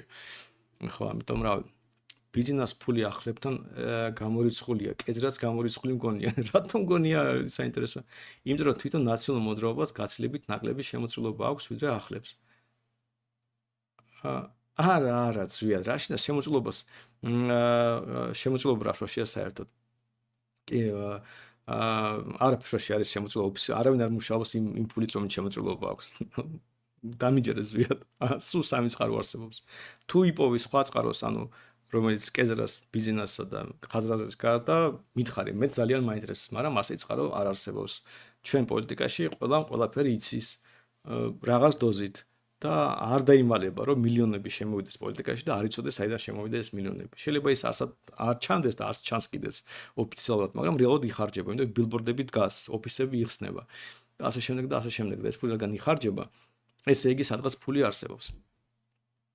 კაი, და მეგონი დავასრულოთ, კითხვები ამოიწურა ერთ-ერთი კითხვა დარჩა, ისევ თორნიკეს, ანუ სახელმწიფოსგან მიღებული ფიქტური ფულით ვიყიდე ისევ სახელმწიფო უსარგებლოდ მეშენობა, შემდეგ ვეძებ პარტნიორს და ვიწყებ ბიზნესს. სწორად გავიგე? არ იყიდო ფიქტური ფული რა შეშოთ, ფული ყველანაირად ფიქტური რაღაც გაგებით. ლარიც ალბათ შენი გადამოსახედიდან ფიქტური უნდა იქნება, მაგრამ არ იყიდო უსარგებლო შენობა. მე მაგალითად 1-2 ჰექტარი ტყე ძალიან სიამოვნებით ვიყიდიდი და შენც დაძაბე ინტელექტი და იყიდე ის რაც შენთვის იქნება მნიშვნელოვანი და მომგებიანი. კარგი, მე მგონი დავაშულოთ დღეს. დიდი მადლობა რომ ჩემთან იყავით. უღრმესი მადლობა 107 ადამიანს ვინც დაალაიქა. ჩემი ლაივი და შემდეგ ლაივამდე სამშაბათს, სადაც რამე საინტერესო თემაზე კიდე მოგიყვებით. შენახ შეხვედრამდე.